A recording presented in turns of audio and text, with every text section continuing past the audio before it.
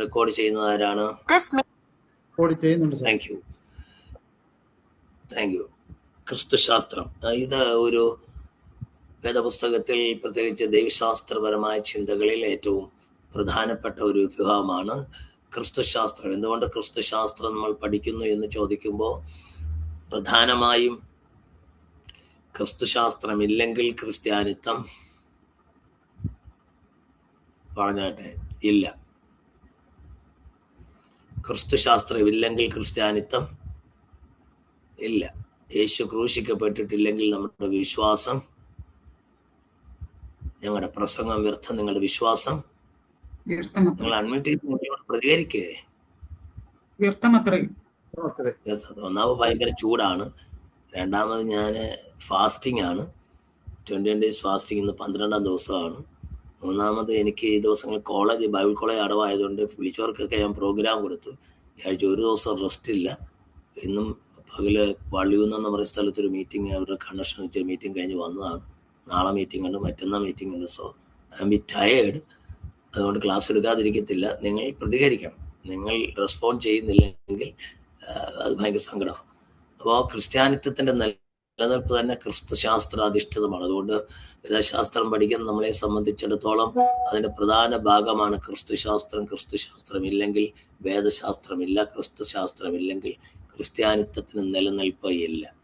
Okay, തുടങ്ങാം. ദൈവപുത്രനും ലോകരക്ഷിതാവുമായ യേശു ക്രിസ്തുവിനെ സംബന്ധിച്ച് സംക്ഷിപ്ത വിവരണമാണ് ക്രിസ്തുശാസ്ത്രം പ്രധാനമായി കൈകാര്യം ചെയ്യുന്നത്. ക്രിസ്തീയ വിശ്വാസത്തിനും ജീവിതത്തിനും അടിസ്ഥാനമായ യേശു ക്രിസ്തുവിന്റെ ജീവിതം, ശുശ്രൂഷ, പ്രകൃതം, പ്രവൃത്തികൾ, പീഡാനുഭവം, മരണം, ഉയർത്തെഴുന്നേൽപ്പ്, സ്വർഗാരോഹണം, രണ്ടാം വരവ്. ആവർത്തിക്കുന്നു. ക്രിസ്തുവിന്റെ ജീവിതം, യേശു ക്രിസ്തുവിന്റെ ജീവിതം, life of Jesus, ministry of Jesus, nature of Jesus, work of Jesus, his sufferings or his death, his resurrection and his ascension and his second coming. So ക്രിസ്തുശാസ്ത്രം എന്ന് പറയുന്നതിൽ, ക്രിസ്തുശാസ്ത്രം എന്ന് പറയുന്നതിൽ ഈ കാര്യങ്ങളെല്ലാം ഉൾപ്പെട്ടിട്ടുണ്ട്. ഈ കാര്യങ്ങൾ നമ്മൾ വേദപുസ്തക അടിസ്ഥാനത്തിൽ, തിരുവചനാടിസ്ഥാനത്തിൽ മനസ്സിലാക്കുകയും, യേശു ക്രിസ്തു പൂർണ്ണ മനുഷ്യനും പൂർണ്ണ ദൈവവുമാണ്. Jesus was fully human and Jesus was fully man, a hypostatic personality. When he was not a mixture of man and God, അതായത് മനുഷ്യനും ദൈവമായിട്ട് ചേർന്നൊരു മിക്സ്ചർ അല്ല. അങ്ങനെ മിക്സ്ചർ ആയി കഴിഞ്ഞാൽ എന്താണ്? neither a man nor God but a mixture of both is a third person. Hindu mythological അണ്ടർസ്റ്റാൻഡിങ്ങിൽ നരസിംഹം എന്നൊരു സാധനമുണ്ട്. ദശാവതാരങ്ങൾ പഠിക്കുന്നതിൽ മത്സ്യകൂർമ്മ, വരാഹ, നരസിംഹ, രാമോഹ, രാമച്ച, ശ്രീകൃഷ്ണ, കൽക്കി എന്ന് പറയുന്നതിൽ മത്സ്യം, കൂർമ്മം, വരാഹം, നരസിംഹം. നാലാമത്തെ അവതാരമായ നരസിംഹത്തെ കുറിച്ച് നമ്മൾ കേട്ടിട്ടുണ്ട്. നരസിംഹം എന്ന് പറയുന്ന അവതാരം എന്ന് പറയുന്ന ഒരു ഹൈപ്പർബോളിക് ആണ്, ഒരു ഐഡിയോളജിക്കൽ ആണ്. No such person ever existed and we cannot say there was a person, but the Hindu mythological understanding, they do believe that there was a person called Narasimham, a mixture of both man and lion. എൻ്റെ കൂടെ ഉണ്ടോ? മനുഷ്യനും സിംഹവും ചേർന്ന്, അങ്ങനെ ആകുമ്പോൾ മനുഷ്യനും സിംഹവും ചേർന്ന് ഒരു ജീവി ആകുമ്പോൾ it is neither a man nor a lion but a mixture of both is a third creation, a third being. ഞാൻ പറഞ്ഞ മനസ്സിലായി? പണ്ട് നമ്മൾ വേദപുസ്തകം പഠിക്കുമ്പോൾ യഹൂദനും ജാതികളും മാത്രമേ ഉണ്ടായിരുന്നുള്ളൂ. യഹൂദനൊരു ജാതി, ജാതികൾ വേറെ ജാതി, ഈ ഒരു ബൈഫർക്കേഷനേ ഉണ്ടായിരുന്നുള്ളൂ. But now we have a third race. അതാണ് എഫേസ്യ ലേഖനം 2-ാം അധ്യായം മുമ്പേ 14-ാം വാക്യം. മുമ്പേ ദൂരസ്ഥരായിരുന്ന നിങ്ങൾ ഇപ്പോൾ ക്രിസ്തുവിന്റെ രക്തത്താൽ സമീപസ്ഥരായി തീർന്നു. അവൻ ഇരുപക്ഷത്തെയും വേർപാടിനെ നടിച്ചു ഒടിച്ചു കളഞ്ഞ് സമാധാനം ഉണ്ടാക്കിക്കൊണ്ട് ഇരുപക്ഷത്തെയും തന്നിൽ ഒരു പുതു മനുഷ്യനായി സൃഷ്ടിക്കുവാൻ. എ ന്യൂ മാൻ എന്ന് പറയുമ്പോൾ neither a Jew nor a Gentile but a new man. So Christians are a third gene, a third genus, a third creation. നിങ്ങൾക്ക് അത് മനസ്സിലായി എന്ന് വിചാരിക്കുന്നു. രാമൻ പറയാം, അൺമ്യൂട്ട് ചെയ്തിട്ടൊക്കെ നിങ്ങൾ മിണ്ടാം. ഓക്കെ. അപ്പോൾ എന്നതുപോലെ യേശു മനുഷ്യനും ദൈവമാണെന്നൊക്കെ പറയുമ്പോൾ അർത്ഥനാരീശ്വരൻ എന്നൊക്കെ പറയുന്ന പോലെ ദൈവവും മനുഷ്യരുടെ മിക്സായി തീർന്ന ഒന്നല്ല. മിക്സ് ആകുമ്പോൾ ഒരു മൂന്നാം ജനുസാണ്. അങ്ങനല്ല. Jesus was fully human and the one And Jesus was fully God on the other. നമുക്ക് മനസ്സിലാവും ഒരു ഹൈപ്പോസ്റ്റാറ്റിക് പേഴ്സണാലിറ്റി. യാ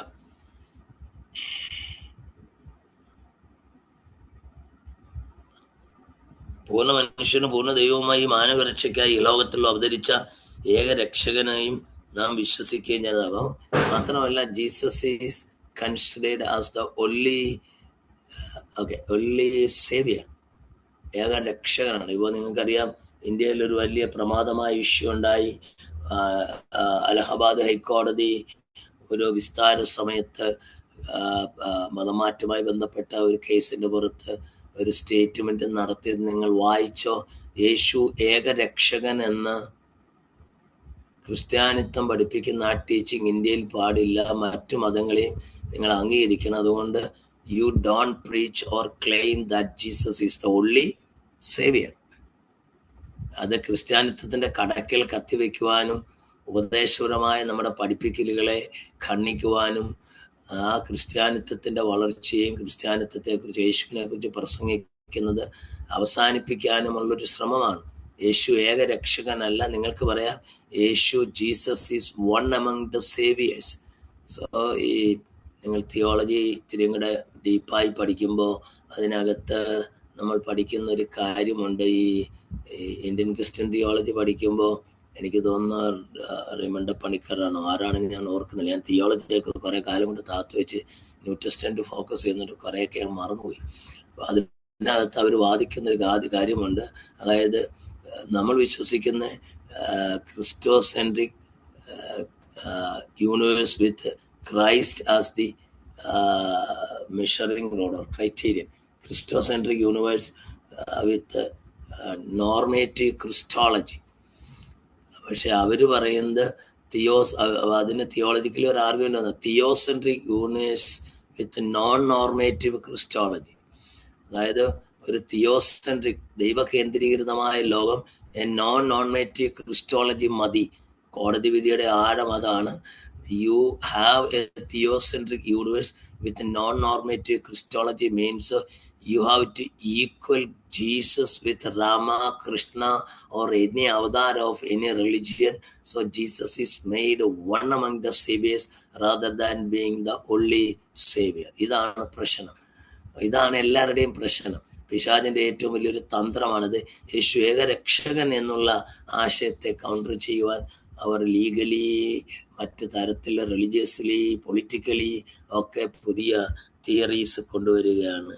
ഇത് ഈ കാലഘട്ടത്തിൽ വളരെ ശ്രദ്ധയോടെ നാം കാണുകയും കേൾക്കുകയും പ്രതികരിക്കുകയും ചെയ്യേണ്ട കാലമായിരിക്കുന്നു.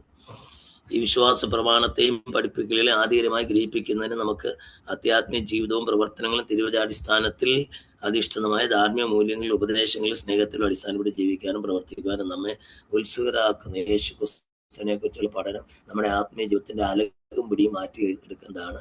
യേശു ക്രിസ്തുവിനെ കുറിച്ചുള്ള പഠനം നമ്മുടെ ജീവിതത്തിൽ, പ്രത്യേകിച്ച് ഫിലിപ്പിലേഖനം 2-ാം അധ്യായത്തിൽ പറയുന്ന പോലെ ക്രിസ്തുവേശുള്ള ഭാവം തന്നെ 5:2-5 ക്രിസ്തുവേശുള്ള ഭാവം തന്നെ നിങ്ങളിൽ ഉണ്ടായിരിക്കട്ടെ. You need to be the imitators of Christ. നിങ്ങൾ ആരായിരിക്കണം? ക്രിസ്തുവേശുള്ള ഭാവം തന്നെ നിങ്ങൾ ഉണ്ടായിരിക്കണം. You need to be the imitators.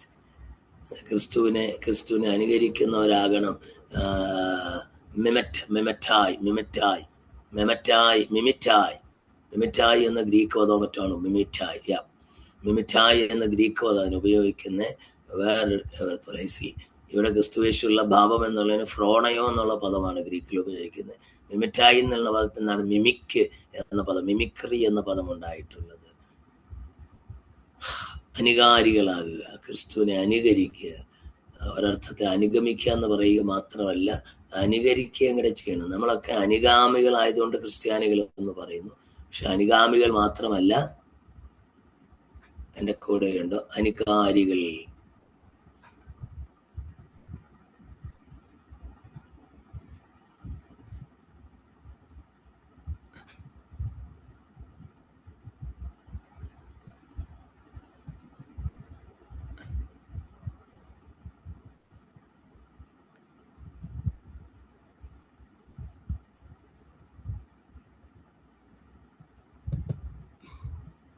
കേൾക്കാമോ? എൻ്റെ സിസ്റ്റത്തിൽ ഞാനൊന്ന് കട്ട് ചെയ്തിട്ട് കയറട്ടെ. സിസ്റ്റത്തിനകത്ത് എന്തൊക്കെയോ ഗുലുമാലുകൾ ഇങ്ങനെ വന്നുകൊണ്ടിരിക്കുന്നു.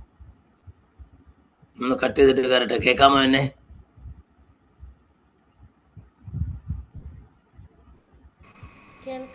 കേൾക്കാം സാറേ, കേൾക്കാം.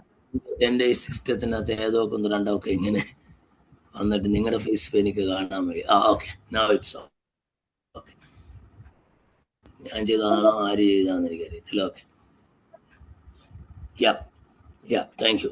അപ്പം നമ്മുടെ നാം ക്രിസ്തുവിന്റെ അനുകാരികൾ. എല്ലാവരും ഒന്ന് പറഞ്ഞ അനുകാരികൾ. മിമറ്റായ് മിമറ്റായ് മിമറ്റായ് പറഞ്ഞാട്ടെ. മിമറ്റായ് എന്ന് പറഞ്ഞാൽ അനുഗമിക്കുക എന്നാണ്, അനുകരിക്കുക എന്നാണ്. അനുകരിക്കുക എന്നുള്ളതിന്, അനുഗമിക്കുക എന്നുള്ളതിന് അക്കോലുത്തയോ എന്നാണ്, പിന്തുടരുക, ഫോളോ, അക്കോലുത്തയോ, അക്കമ്പനി.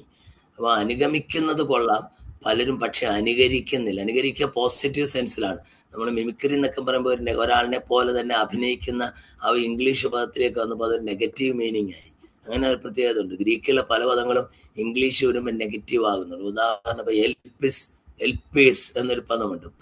അതിനകത്ത് ഹോപ്പ് എന്നാണ്.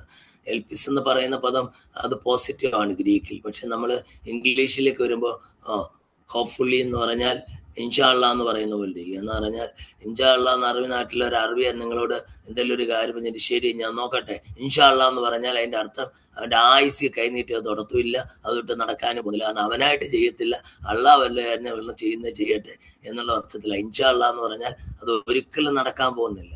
എന്നതുപോലെ എൽപിസ് എന്നുള്ള ഗ്രീക്ക് പറഞ്ഞാൽ ഹോപ്പ് എന്നാണ്. പക്ഷെ ഇംഗ്ലീഷിൽ ഹോപ്പ്ഫുള്ളി ഓക്കെ എന്ന് ഒരാൾ നിങ്ങളോട് പറഞ്ഞാൽ നോക്കാമെന്ന് പറഞ്ഞാൽ ഒരിക്കലും നടക്കാറില്ല, നെഗറ്റീവാണ്. പക്ഷെ ഇവിടെ മിമിക്കായി എന്ന് പറയുന്ന പദം ഗ്രീക്കിൽ പോസിറ്റീവാണ്, അനുകരിക്കുക. ഇംഗ്ലീഷിൽ അതിന് മിമിക് എന്ന ഇംഗ്ലീഷ് പദവും മിമിക്രി എന്ന മലയാള പദവും ഒക്കെ പറയുമ്പോൾ അത് നെഗറ്റീവായി പോയി. നിങ്ങൾ എൻ്റെ കൂടെ ഉണ്ടെന്ന് വിചാരിക്കുന്നു. ഓക്കെ, യേശു ക്രിസ്തുവിന്റെ വിവിധ നാമങ്ങളാണ് നാം പ്രധാനമായി ഇപ്പോൾ. യേശുവിന്റെ ഒരു പേരെന്താണ്? യേശു എന്നാണ്. യേശു എന്ന് പറഞ്ഞ വാക്കിന്റെ അർത്ഥം എന്താണ്? യേശുവിന്റെ എബ്രായ പേര് യഹോശുവ, യേശുവ, യേശുവ, ജോഷുവ, ഹോഷയ, യശയ. ഇത്തരം എബ്രായ പദങ്ങളെല്ലാം രക്ഷകൻ എന്ന വാക്കിലാണ് അർത്ഥമാക്കുന്നത്. അതിൽ തന്നെ യേശു അരാമ്യ ഭാഷയിൽ തനിക്ക് ഉപയോഗിച്ചിരുന്ന പദം യഹോശുവ എന്നുള്ളൊരു പദമാണ്. ഹോശുവ, അതിൽ നിന്നാണ് യേശു എന്ന പദം മലയാളത്തിൽ ഉണ്ടായിട്ടുള്ളത്. അതിന് ഇംഗ്ലീഷുകാർ ജീസസ് എന്നൊക്കെ ഇട്ട്. കാരണം ഗ്രീക്കിൽ ഈശൂസ് എന്നാണ്. എന്താണ്? ഈശൂസ് എന്ന് എഴുതുമ്പോ അതിന് ഗ്രീക്കിൽ അയോട്ട ഡബിൾ ഇ ചേർന്ന ഏറ്റ എന്നുള്ളത് ഇംഗ്ലീഷുകാരൻ എഴുതുമ്പോൾ ഡബിൾ ഇ ആണ്. നിങ്ങൾ ചില ലെറ്ററൊക്കെ വായിക്കുമ്പോൾ ഈ എന്ന് എഴുതിയിട്ട് മേളിൽ ഒരു ഐഫൺ ഇട്ടേക്കുന്ന കണ്ടിട്ടില്ലേ? ചില വാക്കുകളുടെ മേളിൽ ഓന്ന് എഴുതിയിട്ട് മേളിലൊരു ഐഫൺ ഇട്ടേക്കും, ഈ എന്ന് എഴുതിയിട്ട് മേളിലൊരു ഐഫൺ ഇട്ടേക്കും. എന്ന് വെച്ചാൽ നീട്ടി വായിക്കണമെന്നാണ്. നമ്മൾ മലയാളത്തിൽ ഈ എന്ന് പറയുന്ന പോലെ ഇംഗ്ലീഷിൽ ഈ എന്ന് പറയുന്ന ഒരു വാക്കില്ല, മലയാളത്തിൽ ഈ എന്ന് പറയുന്ന പോലെ. എന്റെ കേൾക്കുന്നുണ്ടോ? അതുപോലെ തന്നെ മലയാളത്തിൽ ഓ എന്ന് പറഞ്ഞാൽ ഓ എന്ന് പറയുന്നത് ഗ്രീക്കിലും ഉണ്ട്. അതുപോലെ ഗ്രീക്കിൽ ഓ എന്ന് പറഞ്ഞാൽ ഒമിക്രോൺ എന്നാണ്. നമുക്ക് വന്ന വൈറസ് കോവിഡിന്റെ ലാസ്റ്റ് വെർഷൻ ഒമിക്രോൺ. എന്നാൽ ഓ എന്ന് മലയാളത്തിൽ പറയുന്ന തുല്യമാണ് ഇംഗ്ലീഷിലെ ഗ്രീക്കിലെ ഒമേഗ. നമുക്കറിയത്തില്ലേ, ആൽഫ ആൻഡ് ഒമേഗ, അവസാനത്തെ ലെറ്റർ ഒമേഗ, ഡബ്ല്യു പോലെ എഴുതുന്നത്. അത് ഗ്രീക്ക് ഭാഷയിൽ ഓ, മലയാളത്തിൽ ഓ എന്ന് പറയുന്നത് തുല്യമാണ് ഗ്രീക്കിൽ ഒമേഗ എന്ന്. അതുപോലെ തന്നെ ഗ്രീക്കിൽ ഇംഗ്ലീഷിൽ എപ്സിലോൺ എന്ന് പറഞ്ഞാൽ അത് ഈ പോലെ തന്നെ എഴുതുന്നത് ഇംഗ്ലീഷിൽ ഇ എന്നാണ്. പക്ഷെ എപ്സിലോണിന്റെ ലോങ് വോവലാണ് ഈ എന്ന് മലയാളത്തിൽ പറയുന്നതിന് പകരം ഗ്രീക്കിൽ ഏറ്റ എന്ന് പറയും, ഡബിൾ ഇ ആണ്. അപ്പം അയോട്ട, ഏറ്റ, SUS അതാണ് ഗ്രീക്കിൽ എഴുതുന്ന ഈസൂസ് എന്ന് പ്രൊനൗൺസ് ചെയ്യും. എന്താണ്? ഈസൂസ്. ഗ്രീക്കിനെ സംബന്ധിച്ചിടത്തോളം ഐ എന്ന് പറയുമ്പോൾ ജെ ഇല്ല. ഗ്രീക്കിൽ ഹീബ്രു ഭാഷയിൽ എന്തില്ല? ജെ ഇല്ല. ഐ എല്ലാം ഗ്രീക്കിൽ നിന്ന് ഇംഗ്ലീഷിലോട്ട് വരുമ്പോൾ അതിനെല്ലാം ജെ എന്ന് ഉച്ചരിക്കും. അതുകൊണ്ടാണ് എബ്രാ ഭാഷയിൽ യാഹ്വേ എന്ന് പറയുന്നത് യാഹ്വേ, യോദ് എന്നുള്ള എബ്രാ അക്ഷരമാണ്, വൈ എന്നതുപോലെ. പക്ഷെ അത് ഇംഗ്ലീഷിലേക്ക് വരുമ്പോൾ ജെഹോവ എന്ന് JEHOV ജെഹോവ എന്ന് പറയുന്ന ജെ. അതുപോലെ തന്നെ ഇംഗ്ലീഷിൽ ഗ്രീക്കിൽ ഐയേ ഉള്ളു, ജെ ഇല്ല. അതുകൊണ്ടാണ് ഗ്രീക്കിലെ ഐക്കോബോസ് എന്ന് പറയുമ്പോൾ ഇംഗ്ലീഷ് എഴുതുമ്പോൾ അല്ലെങ്കിൽ നമ്മൾ ജെയിംസ് എന്ന് പറയും. ഐക്കോബോസ് എന്ന് പറഞ്ഞാൽ ജേക്കബ് എന്നോ ജെയിംസ് എന്നോ ഒക്കെ പറയുന്നതാണ് ഐക്കോബോസ്. അതുപോലെ തന്നെ അയോഡായിയോസ് എന്ന് പറഞ്ഞാൽ ഇംഗ്ലീഷിൽ ജ്യൂസ്. ഐക്ക് വരെയല്ല എന്താണ് ഉപയോഗിക്കുന്നത്? ജയ. അപ്പൊ ഈസൂസ് എന്ന ഗ്രീക്ക് പദത്തിന് ഇംഗ്ലീഷിൽ എഴുതുമ്പോൾ എന്താവും? ജീസസ് എന്നാകും. ഐക്ക് വരം ജയ ഉപയോഗിക്കുന്നു. പക്ഷെ ഈശൂസ് എന്ന പദത്തിന്റെ ഒരു ട്രാൻസ്ലിറ്ററേഷൻ അതേ ശൈലിയിൽ ഉപയോഗിക്കുന്ന മലയാള വാക്കാണ് ഈശു. എന്നുള്ളത് നമ്മൾ എഴുതുമ്പോൾ എന്തോ ആയിപ്പോയി? യേശു ആയിപ്പോയി. മനസ്സിലായോ? അപ്പൊ ഈശു എന്ന വാക്കിന്റെ അർത്ഥം എന്താണ്? രക്ഷകൻ. യഹോശുവ. ഈസൂസ് എന്ന് ഗ്രീക്കിൽ എഴുതും. Okay, IEESUS. ഗ്രീക്കിൽ ഈസൂസ് എഴുതുമ്പോൾ ഇംഗ്ലീഷിൽ ജീസസ് എന്ന് വായിക്കും. സംശയം ഉണ്ടോ? അതുകൊണ്ടാണ് യേശുവിനെ കുറിച്ച് പറയുമ്പോൾ വെളിപ്പാട് കൊടുക്കുമ്പോൾ ജോസഫിനോട് പറയുന്നു, അവൻ തന്റെ ജനത്തെ അവരുടെ പാപങ്ങളിൽ രക്ഷിപ്പായിരിക്കുന്നതുകൊണ്ട് നീ അവനെ യേശു എന്ന പേരുണ്ട്. മത്തായി 1 നമ്മൾ വായിക്കുന്നു. അടുത്തത് യേശുവിന്റെ രണ്ടാമത്തെ പേരാണ് ക്രിസ്തു. ഇംഗ്ലീഷിൽ അതിന് ക്രൈസ്റ്റ് എന്ന് വായിക്കും. ഗ്രീക്ക് ക്രിസ്റ്റോസ് എന്ന് വായിക്കും. എന്താണ്?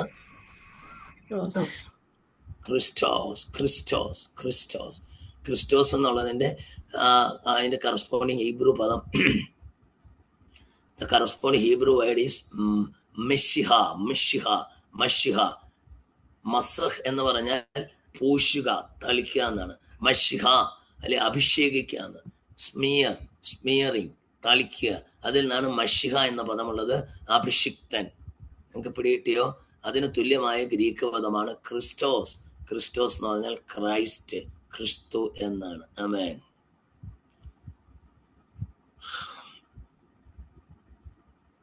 യേശാപ്രവാചകന്റെ പുസ്തകം 61-ാം അധ്യായത്തിന്റെ 1 മുതൽ 3 വരെയുള്ള വാക്യങ്ങളിൽ യേശു തന്റെ നസ്രേത്ത് മാനിഫെസ്റ്റോ എന്ന് പറഞ്ഞാൽ നിങ്ങൾക്ക് അറിയാമോ? Does anybody know what is Nazareth Manifesto? ആർക്കെങ്കിലും അറിയാമോ എന്താ നസ്രേത്ത് മാനിഫെസ്റ്റോ? എന്തെങ്കിലും ഒന്ന് പ്രതികരിക്കും. What is Nazareth manifesto? എന്തോ അറിയില്ല സർ. നസ്രേത്തിലെ പ്രകടന പത്രിക രാഷ്ട്രീയക്കാരൊക്കെ ഇലക്ഷന് തൊട്ട് മുമ്പ് നിങ്ങൾ വായിച്ചില്ലേ? ഇലക്ഷൻ അങ്ങോട്ട് 2 ദിവസം ഡിക്ലെയർ ചെയ്തിട്ട് 2-3 ദിവസം കഴിയുമ്പോൾ അവര് ഞങ്ങൾ നടപ്പിലാക്കാൻ പോകുന്ന കാര്യങ്ങളുടെ മാനിഫെസ്റ്റോ തയ്യാറാക്കാറില്ലേ? മലയാളത്തിൽ പ്രകടന പത്രിക. യേശുവിന്റെ ആരംഭത്തിങ്കൽ യേശു ചെയ്യാൻ പോകുന്ന കാര്യങ്ങളുടെ ഒരു പ്രകടന പത്രിക യേശു പുറപ്പെടുവിച്ചു. പറയാമോ എന്താണ് യേശുവിന്റെ പ്രകടന പത്രിക? അതിനെയാണ് നസ്രയത്തിലെ പ്രകടന പത്രിക എന്ന് വായിക്കുന്നത്. നസ്രയത്തിലെ സിനഗോഗിലാണ് യേശു ആ പ്രകടന പത്രിക വായിച്ചത്. നിങ്ങൾ എന്നെ ക്രിസ്ത്യാനികളാണ്. ഇതിനകത്തിരിക്കുന്നവരെല്ലാം ബേസിക്കലി പെന്തക്കോസ്തുകാരാണോ?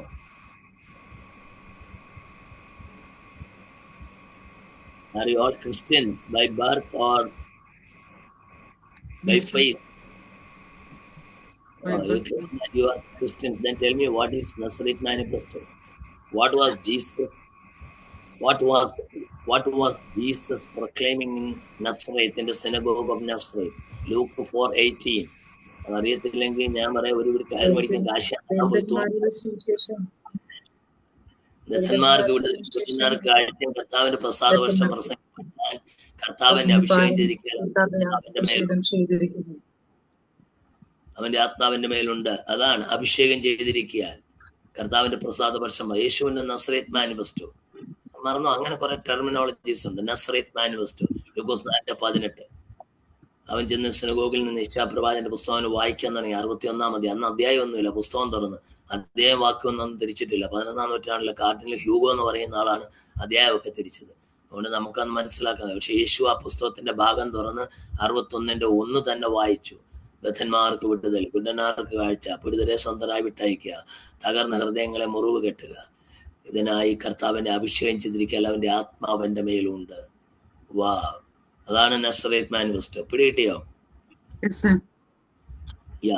യെശയ്യാ 61:1-3 വരെയുള്ള വാക്യങ്ങളാണ് യേശു ലൂക്കോസ് സുവിശേഷത്തിൽ കോട്ട് ചെയ്തിരിക്കുന്നത്.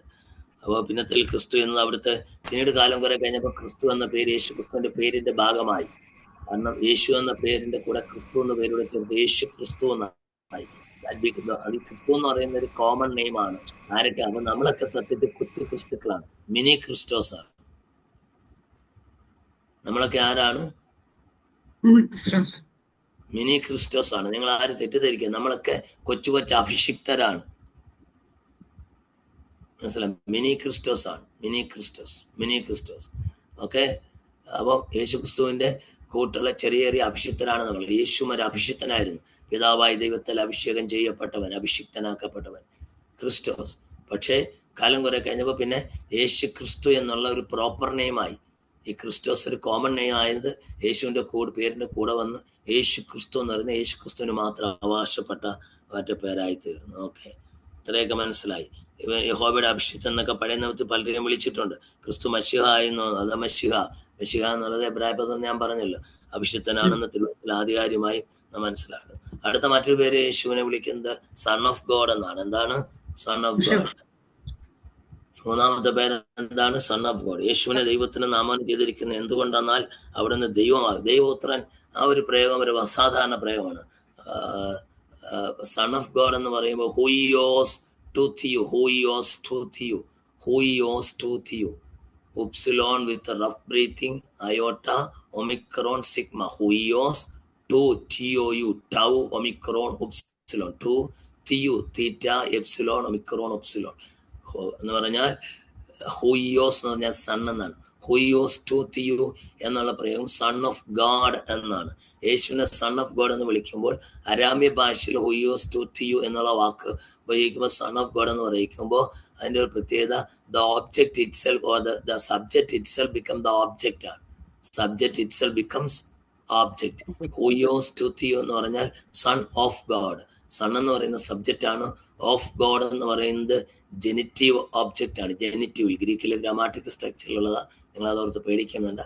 തിയോസ് എന്ന് പറയുന്ന ഓബ്ജക്റ്റ് ആണ്. ഹുയോ ടു തിയോ എന്ന് പറഞ്ഞാൽ സൺ ഓഫ് ഗോഡ് എന്ന് പറഞ്ഞാൽ അതിന്റെ അരാമ്യ അർത്ഥം ഗാഡ് ഹിംസെൽഫ് എന്ന് തന്നെ. അതുകൊണ്ടാണ് ഞാൻ ദൈവത്വനാകുന്നു എന്ന് പറയുന്നത് കൊണ്ട് യഹൂദന്മാർ യേശുവിനെ കല്ലെടുത്തത്. കാരണം യേശു ദൈവത്വൻ എന്ന് പറയുമ്പോൾ അവർ പറയുന്നു ഇവൻ ദൈവത്തോട് തന്നെത്താൻ സമനാക്കുന്നു, അതുകൊണ്ട് ദൈവദൂഷണം പറയുന്നു. അവർക്ക് മനസ്സിലായി യേശു ദൈവമാണെന്നാ പറയുന്നത്. ഇസ്ലാമിസ്റ്റുകൾ വാദിക്കുമ്പോൾ ഈ ഒരു മലേഷ്യ താമസിക്കുന്ന ഒരു തുലുക്കനുണ്ടല്ലോ, അവന്റെ പേരെന്തുവാ? കേരളത്തിലെ എം മക്ബറിനെയൊക്കെ സപ്പോർട്ട് ചെയ്യുന്ന ഒരുത്തൻ എന്തോ ഒരു പേര്, സക്കീർ ഹുസൈനോ എന്തോ, സക്കീർ ഹുസൈനോ പേര് ഞാൻ മറന്നു. ഇസ്ലാം മത സംവാദം എന്തോ സക്കീർ ഹുസൈൻ അല്ല, സക്കീർ നായിക്. സക്കീർ നായിക് എന്ന് പറഞ്ഞ ഒരു പിശാച് നടക്കുന്നുണ്ട്. അവൻ എപ്പോഴും ചോദിക്കുന്ന ചോദ്യം, tell me a particular word from the Bible which Jesus says that I am God. ഞാൻ ദൈവമാണെന്ന് യേശു പറയുന്ന ഒരു പേര് പറയാൻ എപ്പോഴും വെല്ലുവിളിക്കാറുണ്ട്. അങ്ങനെ ഞാൻ ദൈവമാകുന്ന ഒരു പേര് പറയുന്നില്ലെങ്കിലും ദൈവമാണെന്ന് യേശു പറഞ്ഞ ഏറ്റവും വലിയ വ്യക്തമായി യഹൂദന്മാരുടെ യേശു സൺ ഓഫ് ഗാഡ് എന്ന് പറഞ്ഞപ്പോൾ ഇവൻ ദൈവദൂഷണം പറയുന്നു, അവൻ തന്നെത്താൻ ദൈവത്തോട് സമനാക്കുന്നു എന്ന് പറയാൻ കല്ലെടുത്തു. അതാണ് യേശു പറഞ്ഞു I am the son of God, അവൻ സൺ ഓഫ് ഗാഡ്. അതുമാണ് യേശുവിന്റെ affirmation that he is God. Okay, നമ്മുടെ തിയോളജിയൻസ് വാദിക്കുന്നവരൊന്നും അങ്ങോട്ട് എഫം ചെയ്ത് ഇക്കാര്യം പറയാൻ തയ്യാറാകുന്നില്ല. ഓക്കെ, വിട്ടേക്കുന്നു. അപ്പൊ സൺ ഓഫ് ഗോഡ് എന്ന് പറഞ്ഞാൽ യഹൂദന്മാർക്ക് മനസ്സിലായി ഇവൻ ദൈവം തന്നെയാണ്. അതുകൊണ്ടാണ് തന്നെത്താൻ ദൈവത്തോട് സമനാക്കുന്നെന്ന് പറഞ്ഞ് അവൻ എറിവാൻ കല്ലെടുത്തത്.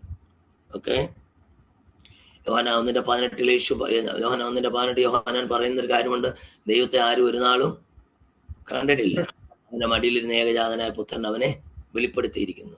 ആ വാക്കിന്റെ ഗ്രീക്കിൽ പറയുമ്പോൾ ഏകജാതനായ പുത്രൻ എന്നുള്ളതിന് ഗ്രീക്കിൽ എഴുതിയിരിക്കുന്നത് മോണോഗനേസ് തിയോസ് എന്നാണ്. മോണോഗനേസ് എന്ന് പറഞ്ഞാൽ ഒക്കുന്നൊക്കെ ക്യാമറ ഓൺ ചെയ്താട്ടെ. ഇതൊരു അസാധാരണ സാധനമാണ് ഇന്ന് പഠിക്കുന്നത്. ഇത് പഠിച്ചില്ലേ പിന്നെ എന്നാ പഠിക്കുന്നത്? മോണോഗനോസ്റ്റിയോസ്, നിങ്ങളുടെ മുഖമൊക്കെ ഞാൻ കാണട്ടെ. മോണോഗനോസ്റ്റിയോസ് എന്ന് പറഞ്ഞാൽ ഏകജാതനായ പുത്രൻ എന്നല്ല, ഏകജാതനായ ദൈവം. ദൈവം എന്നുള്ളതിന് തിയോസ് എന്നാണ് ഗ്രീക്കിൽ ഉപയോഗിക്കുന്നത്. സൺ, പുത്രൻ എന്നുള്ളതിന് ഹൂയിയോസ് എന്നാണ്. അപ്പൊ മോണോഗനോസ് ഹൂയിയോസ് എന്ന് പറഞ്ഞെങ്കിലേ ഏകജാതനായ പുത്രൻ എന്ന് വരത്തുള്ളൂ. പക്ഷെ ഒറിജിനൽ ഗ്രീക്കിൽ മോണോഗനോസ്റ്റിയോസ് എന്നാണ്. ഞാൻ യഹോവ സാക്ഷികളുമായിരിക്കും ഒരു സംവാദത്തിന് പോയപ്പോൾ യേശു ദൈവം തെളിയിക്കുന്നതിനുള്ള 100 കാര്യങ്ങൾ പുസ്തകത്തിൽ നിന്ന് തപ്പിയെടുത്ത് അവരോട് സംവാദത്തിന് പോയപ്പോൾ ഞാൻ ഉന്നയിച്ചൊരു പോയിന്റാണിത്. ഇവിടെ യേശുവിനെ കുറിച്ച് പറയുന്നത് ദൈവത്തെ ആരും ഒരു നാളും കണ്ടിട്ടില്ല, തൻ്റെ ഏകജാതനായ പുത്രൻ അവനെ വെളിപ്പെടുത്തിയിരിക്കുന്നു എന്നുള്ളത്. ഏകജാതനായ ദൈവം, അല്ലെ ജഡമെടുത്ത ഒരു ദൈവമേ ഉള്ളൂ. അതാരാണ്? യേശു മാത്രം.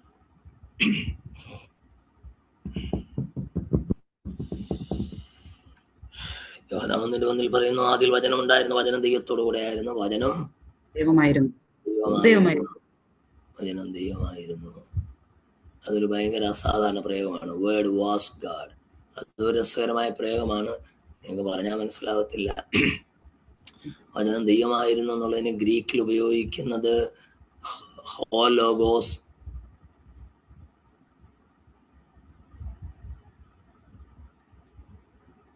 തിയോസ് എന്നാണ്. ഹോലോഗോസ്, തിയോസ്. ഹോലോഗോസ് എന്ന് പറഞ്ഞാൽ ഗ്രീക്കിൽ എപ്പോഴും ഒരു പ്രോപ്പർ നമ്മൾ ഉപയോഗിക്കുമ്പോൾ എല്ലാ നാമത്തിന്റെ കൂടെയും ഒരു ആർട്ടിക്കിൾ ഉപയോഗിക്കും. ആർട്ടിക്കിൾ എന്ന് പറഞ്ഞാൽ വല്ലതും നിങ്ങൾക്ക് മനസ്സിലാവുമോ? ഇംഗ്ലീഷിൽ ആർട്ടിക്കിൾ എന്ന് പറഞ്ഞാൽ അറിയാമോ? എത്ര ആർട്ടിക്കിൾ ഉണ്ട് ഇംഗ്ലീഷിൽ? How many articles are there in English? 2 article. ഏതൊക്കെയാണ്? ഡെഫിനിറ്റ് ആർട്ടിക്കിളും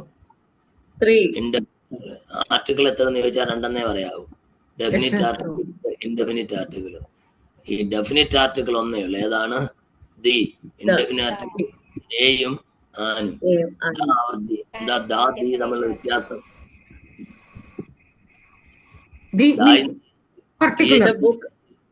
എന്തോ? പർട്ടിക്കുലർ ആയിട്ടുള്ള കാര്യങ്ങൾക്ക് ഒബ്ജക്റ്റീവിന് മാത്രമേ അത് പറയുള്ളൂ. മാത്രമേ നമ്മൾ ഉപയോഗിക്കത്തുള്ളൂ. പക്ഷെ ഇത് പ്രൊനൗൺസ് ചെയ്യുമ്പോൾ ചിലപ്പോ ദ എന്ന് പറയുന്നു, ചിലപ്പോ ദി എന്ന് പറയുന്നു. സ്പെല്ലിംഗ് ഒന്ന് തന്നെ. അതെന്താ? THC എന്ന് എഴുതിയിട്ട് ദി എന്ന് വായിക്കുന്നു. ദ ബൈബിളിനെ പറയുള്ളൂ. ദി ആപ്പിൾ എന്ന് പറയുന്നു, ദി ഓറഞ്ച് എന്ന് പറയുന്നു, ദ ബൈബിൾ എന്ന് പറയുന്നു, ദ ബോയ് എന്ന് പറയുന്നു. സ്പെസിഫിക്. രണ്ടും ഞാൻ പറയുന്നത് കത്തിയില്ല. എന്താണ്? THE ദി എന്ന് പറഞ്ഞാൽ സ്പെസിഫിക് ആണ്. പക്ഷെ ഒരിടത്ത് പ്രൊനൗൺസ് ചെയ്യുമ്പോൾ ദ എന്നും വേറെടുത്ത് പ്രൊനൗൺസ് ചെയ്യുമ്പോൾ ദി എന്നുമാണ് പ്രൊനൗൺസ് ചെയ്യുന്നത്. Spelling is same.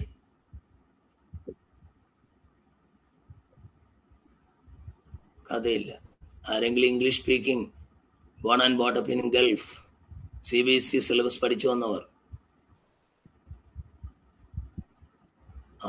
ഞാൻ ഇംഗ്ലീഷ് ഗ്രാമർ പഠിപ്പിക്കുന്നില്ല. ദി എന്ന് പറയുന്നതല്ല. അതായത് വവൽസ് കൊണ്ട് ആരംഭിക്കുന്ന വാക്കുകൾക്ക് പുറയിൽ ഉപയോഗിക്കുമ്പോൾ ദി എന്ന് പറയും. കൺസോണൻസിന്റെ പുറയിൽ ഉപയോഗിക്കുമ്പോൾ ദ എന്ന് പറയും. The boy, the umbrella, the class, the orange. The orange എന്ന് പറയത്തില്ല, ദി ഓറഞ്ച്. സ്പെല്ലിംഗ് എന്താണ്?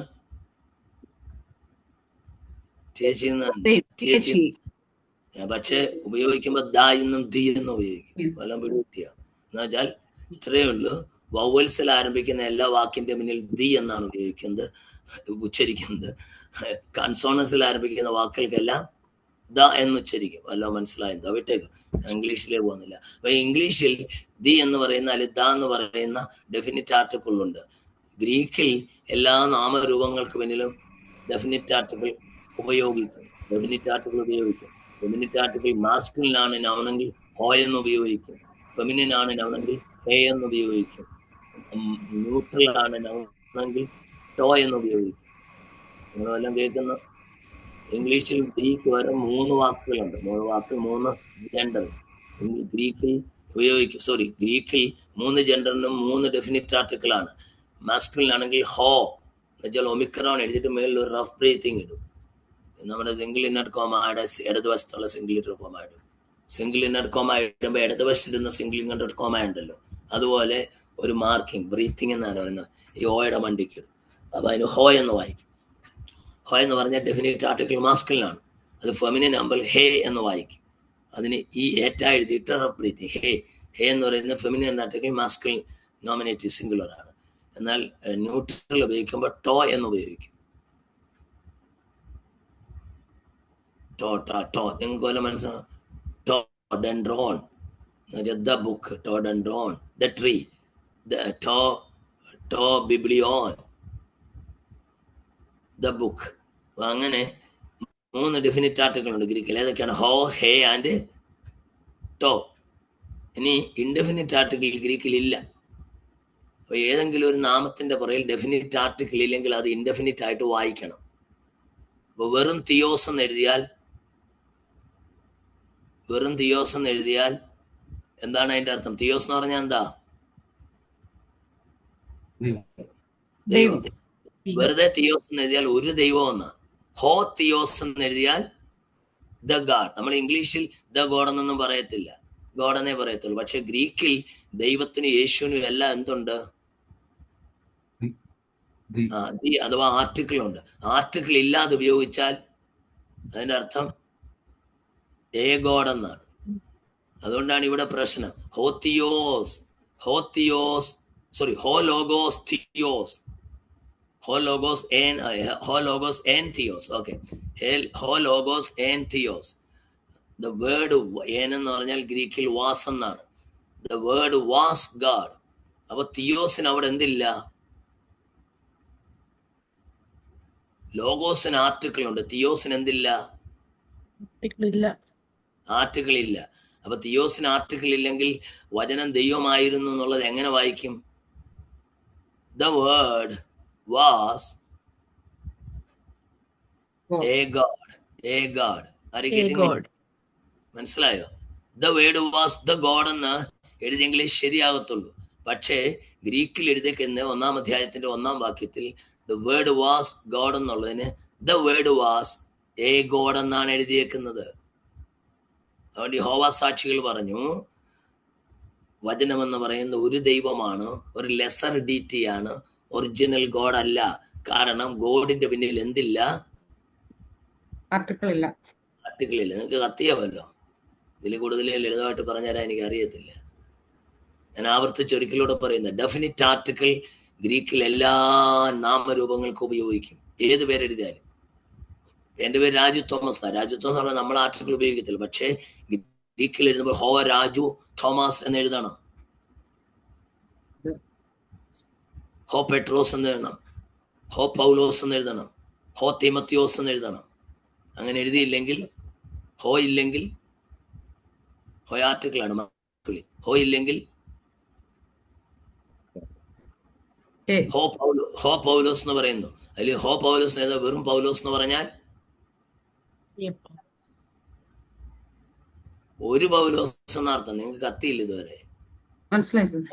ഹോ പൗലോസ് എന്ന് പറഞ്ഞാൽ പൗലോസ് തന്നെ. പക്ഷേ ഹോ ഇല്ലാതെ പൗലോസ് എന്ന് മാത്രം പറഞ്ഞാൽ പല പൗലോസുമാരിൽ ഒരു പൗലോസ് എന്ന് വരും, പല പത്രോസുമാരിൽ ഒരു പത്രോസ്. അങ്ങനെയാണെങ്കിൽ ഹോ തിയോസ് എന്ന് എഴുതാതെ തിയോസ് എന്ന് മാത്രം എഴുതിയാൽ പല ദൈവങ്ങളിൽ വല്ലം പിടി കിട്ടിയ. അപ്പൊ ഗ്രീക്കിൽ അത് എഴുതിയേക്കുന്നത് ഹോ ലോഗോസ് ഏൻ. ഏൻ എന്ന് പറഞ്ഞാൽ വാസ് എന്ന. ഹോ ലോഗോസ് ഏൻ വെറുതെ തിയോസ് എന്നാണ്. വെറുതെ തിയോസ്.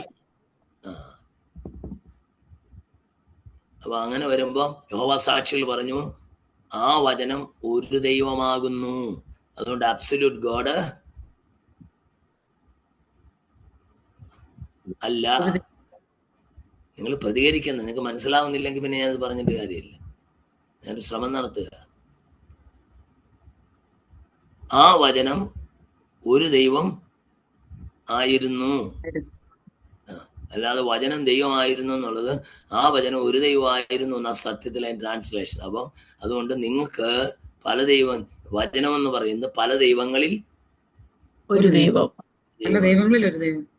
എന്തോ പല ദൈവങ്ങളിൽ ഒരു ദൈവം. അത് പിന്നെ ഉപദേശപരമായി തെറ്റിയില്ലേ? അപ്പൊ പിന്നെ പ്രശ്നമായി. യഹോവ സാക്ഷികൾ അതും പൊക്കി പിടിച്ചോണ്ട് വന്ന് കുസ്തിക്ക് വന്നു. അപ്പൊ ഞാൻ അതിന്റെ ഗ്രീക്ക്, ഇതാണ് തമാശ. ഈ ഗ്രീക്ക് പഠിച്ചതിൻ്റെ അതിന്റെ ഗ്രീക്ക് ഗ്രാമാറ്റിക്കൽ സ്ട്രക്ചർ പഠിച്ചപ്പോഴാണ് എനിക്കൊരു കാര്യം മനസ്സിലായത്. എന്താണെന്നറിയാമോ? ഗ്രീക്കിൽ ഒരു പ്രത്യേകതയുണ്ട്.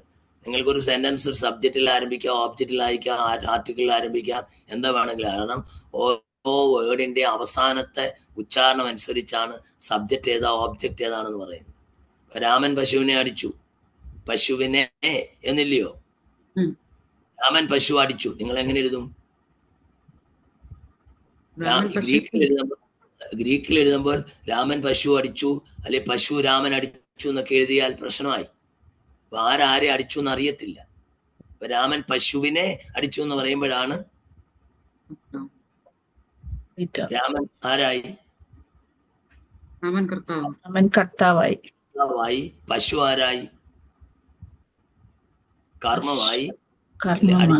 അടിച്ചു ക്രിയ. പശു ഓബ്ജക്റ്റ് ആയി, രാമൻ സബ്ജക്റ്റ് ആയി, അടിച്ചു വെർബായി. എല്ലാം പിടികിട്ടുന്നോ?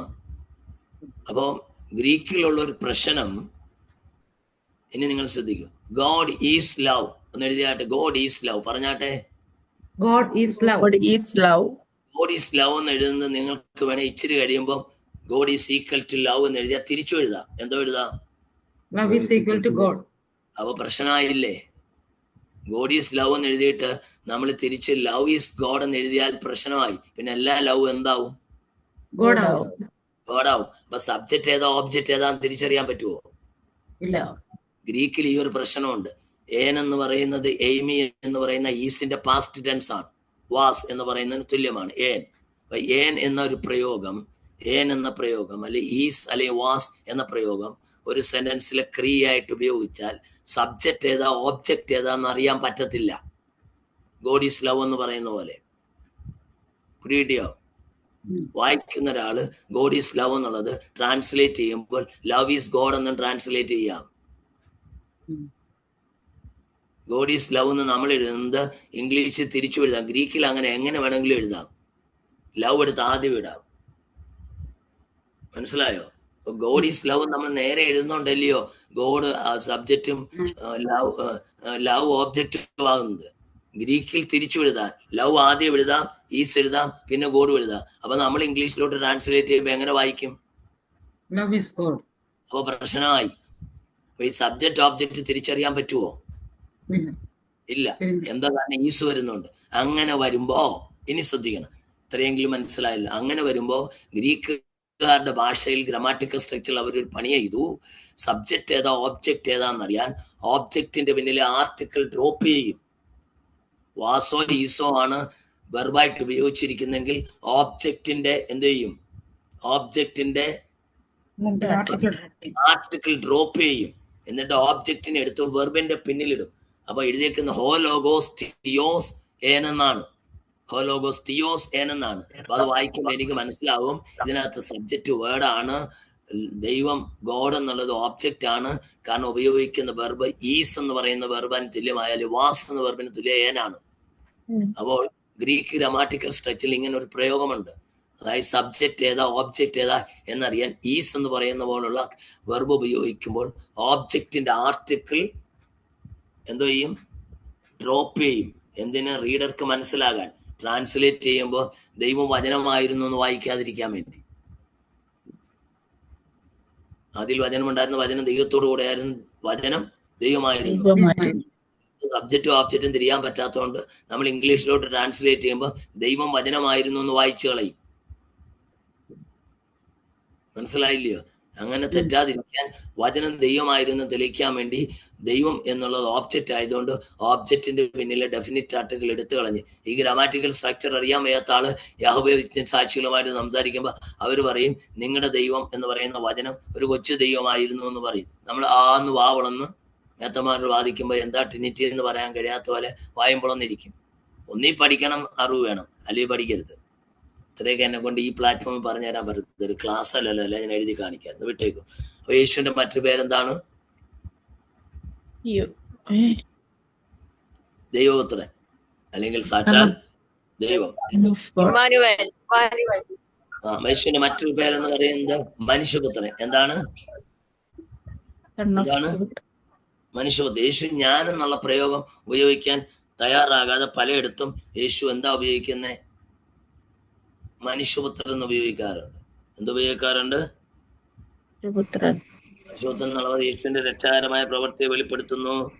യേശുവിന്റെ പീഡാനുഭവം, മരണം, ഉയർത്തിയെഴുന്നേൽപ്പ് ഈ കാര്യങ്ങളുമായുള്ള ബന്ധത്തിൽ യേശു പറയുന്നു. യേശുവിന്റെ ഉയർപ്പിനുള്ള ബന്ധത്തിൽ മനുഷ്യപുത്രൻ എന്ന് പറയുന്നു. യേശുവിന്റെ സ്വർഗാരോഹണ ബന്ധത്തിൽ, യേശുവിന്റെ രണ്ടാം വരവിനുള്ള ബന്ധത്തിലൊക്കെ യേശു മനുഷ്യപുത്രൻ എന്നുള്ള പ്രയോഗം ഉപയോഗിക്കും. മറ്റേ യേശുവിന്റെ ഒരു പേരെന്ന് പറഞ്ഞ കർത്താവ്. പറഞ്ഞാട്ടെ, കർത്താവ്. കൂറിയോസ്. ഗ്രീക്കിൽ അതിന് കൂറിയോസ് എന്നാണ്. എന്താണ്? കൂറിയോസ്. ആരെങ്കിലും ഓർത്തഡോക്സ് രക്ഷിക്കപ്പെടുമെന്ന് കൂട്ടത്തിലുണ്ടോ? ഉണ്ട്. അപ്പൊ നിങ്ങൾ പള്ളിയിൽ പണ്ട് കുർബാന ചെല്ലുമ്പോ കുറിയലായിസ് എന്ന് പറഞ്ഞ കുരിശു വരക്കാരുണ്ടായിരുന്നു. കുറിയലായിസോൻ. എന്തോ കുറിയലായിസ് എന്ന് പറഞ്ഞാൽ ആർക്കറിയാം? അന്ന് അതുപോലെ ചേർന്നങ്ങ് വായിച്ചു. പറഞ്ഞു, എന്തോ കുറിയലായിസോൻ. ഇപ്പൊ പറ. സൂസൻ ബിജു അന്ന് പറഞ്ഞിട്ട് കാര്യമല്ല. ലോഡ് എന്ന് പറഞ്ഞായിരുന്നില്ല. കുറിയലായിസോൻ എന്ന് പറഞ്ഞ അതിന്റെ അർത്ഥം എന്താന്ന് പറയണം. ഞാനിപ്പോ കൂറിയോസ് എന്ന വാക്ക് പറഞ്ഞുകൊണ്ട് നിങ്ങൾക്ക് കത്തി ലോഡ് എന്നാണ്. അതങ്ങ് മനസ്സിരുന്നാ മതി. കുറിയലായിസോൻ പണ്ട് ഓർത്തഡോക്സ് സഭയിലൊക്കെ കുർബാന ചെല്ലിയപ്പോ കുരിശ് വരച്ചിട്ടുണ്ട്. Tell me what is the meaning of കുറിയലായിസോൻ? ആരാത് പറഞ്ഞേ? എലയോ എന്ന് പറഞ്ഞാൽ മെഴ്സി എന്നാണ്. കുറിയലായിസോൻ means O Lord have mercy on me. കർത്താവേ കരുണ ഉണ്ടാകണമേ എന്നാണ് അതിന്റെ അർത്ഥം. അപ്പൊ കൂറിയോസ് എന്ന് പറഞ്ഞാൽ കർത്താവ് എന്നാണ്, ലോർഡ്. നിങ്ങൾക്ക് രസകരമായ ഒരു കാര്യം ഞാൻ പറഞ്ഞുതരാം. പഴയ നിയമം എഴുതിയ മൂലഭാഷ ഏത് ഭാഷയാണ്? പഴയ നിയമം എഴുതിയ മൂലഭാഷ എബ്രായ ഭാഷ. എഴുതിയ മൂലഭാഷ ഗ്രീക്ക്. പഴയ നിയമം എഴുതിയ മൂലഭാഷ എബ്രായ ഭാഷയിൽ എഴുതിയ വേദപുസ്തകം പഴയ നിയമം. അതിനൊരു ഗ്രീക്ക് ട്രാൻസ്ലേഷൻ ഉണ്ടായിരുന്നു. ആ Greek translation of old testament പേരെന്താണ്? വേഗം പറ. സെപ്റ്റുവജന്റ്. കേട്ടിട്ടുണ്ടോ? സെപ്റ്റുവജന്റ് എന്ന് കേട്ടിട്ടുണ്ടോ? ആരാ? ലാലു ഡാനിയൽ. ക്യാമറ എന്ന് തോന്നി. എനിക്ക് പരിചയമുള്ള മുഖമാണെന്ന് തോന്നുന്നല്ലോ. ഡൽഹി എന്നുള്ള ആളാണോ?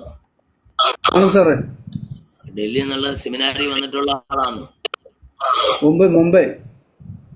മുംബൈ ആണോ? ഞങ്ങളുടെ ബൈബിൾ കോളേജിൽ വന്നിട്ടുണ്ടോ? ചെറുവക്കൽ? ഞാൻ ഉദ്ദേശിച്ച ആളല്ല. ഓക്കെ, ലിവിറ്റ്. അപ്പം ഇവിടെ ലോഡ് എന്ന വാക്കിന് ഇവിടെ എന്താ കർത്താവ് എന്ന ലോഡ് എന്നുള്ളതിന് ഗ്രീക്കിൽ എഴുതിയേക്കുന്ന കൂറിയോസ് എന്നാണ്. പക്ഷെ എബ്രായ ഭാഷയിലുള്ള പഴയ നിയമം ഗ്രീക്കിലേക്ക് ട്രാൻസ്ലേറ്റ് ചെയ്തപ്പോൾ ആ ട്രാൻസ്ലേറ്റേഴ്സ് അല്ല, യഹോവ, യാഹ്വേ, യാഹ്വേ, യാഹ്വേ എന്നുള്ള വാക്കിന് ഗ്രീക്കിൽ എന്തുവാണ് എഴുതിയത്? കൂറിയോസ് എന്നാണ്.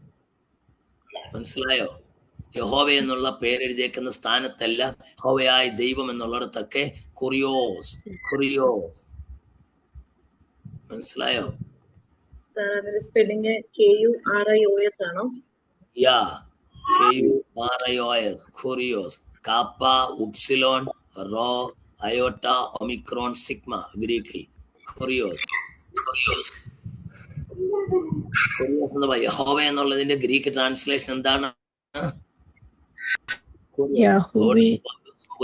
ലേഖനങ്ങളിലൊക്കെ എവിടൊക്കെ കൂറിയോസ് എന്ന് സംബോധന ചെയ്തിട്ടുണ്ടോ അത് അർത്ഥമാക്കുന്ന പഴയ നിയമത്തിൽ യഹോവ എന്ന് തന്നെയാണ്. ഹലോ, മനസ്സിലാവുന്നോ? മനസ്സിലായി സാർ. യാ.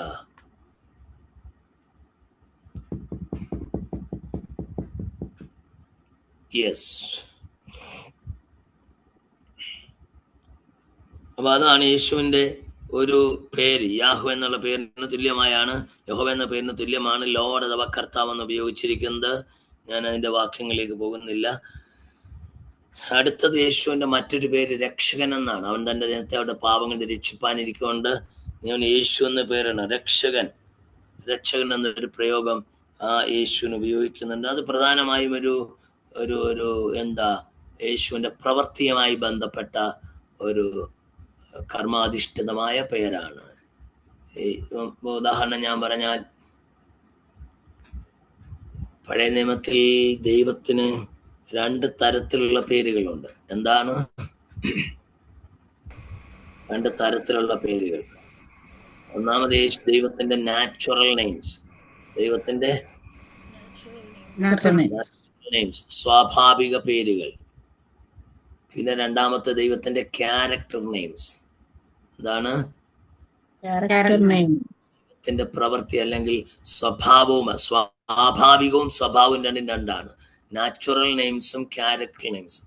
അതായത് സ്വാഭാവിക പേരുകൾ നാച്ചുറൽ നെയിംസ്, ക്യാരക്ടർ നെയിംസ് ദൈവത്തിന്റെ. ഒരാളുടെ ക്യാരക്ടർ എങ്ങനെ അറിയുന്നേ?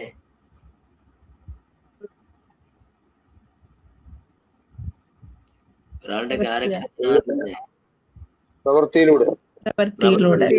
അപ്പൊ ദൈവത്തിന്റെ സ്വാഭാവിക പേരുകളാണ്. ഏലിൽ തുടങ്ങുന്നതല്ല. ഏൽ, എലോഹീം, എൽ ഷദായ്, എലിയോൻ, യെലോഹ. കേട്ടിട്ടുണ്ടോ ഈ പേരുകളൊക്കെ? ഏലെന്ന് പറഞ്ഞാൽ ദൈവത്തിന്റെ പേരാണ്. മൈറ്റി വൺ എന്ന് അർത്ഥം പറയും, ശക്തൻ എന്ന് പറയും. എലോഹീം, യഹോവ എലോഹീം.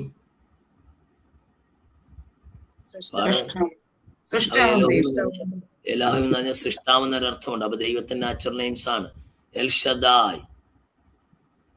എന്താ എൽ ഷദായ് എന്ന് പറഞ്ഞാൽ? സർവശക്തൻ. സർവശക്തൻ, എൽ ഷദായ്, ഓമിനിപോട്ടന്റ്. അത് ദൈവത്തിന്റെ ഒരു നാച്ചുറൽ നെയിംസ് ആണ്. മറ്റു പേരാണ് എലിയോൻ, യഹോവ എലിയോൻ,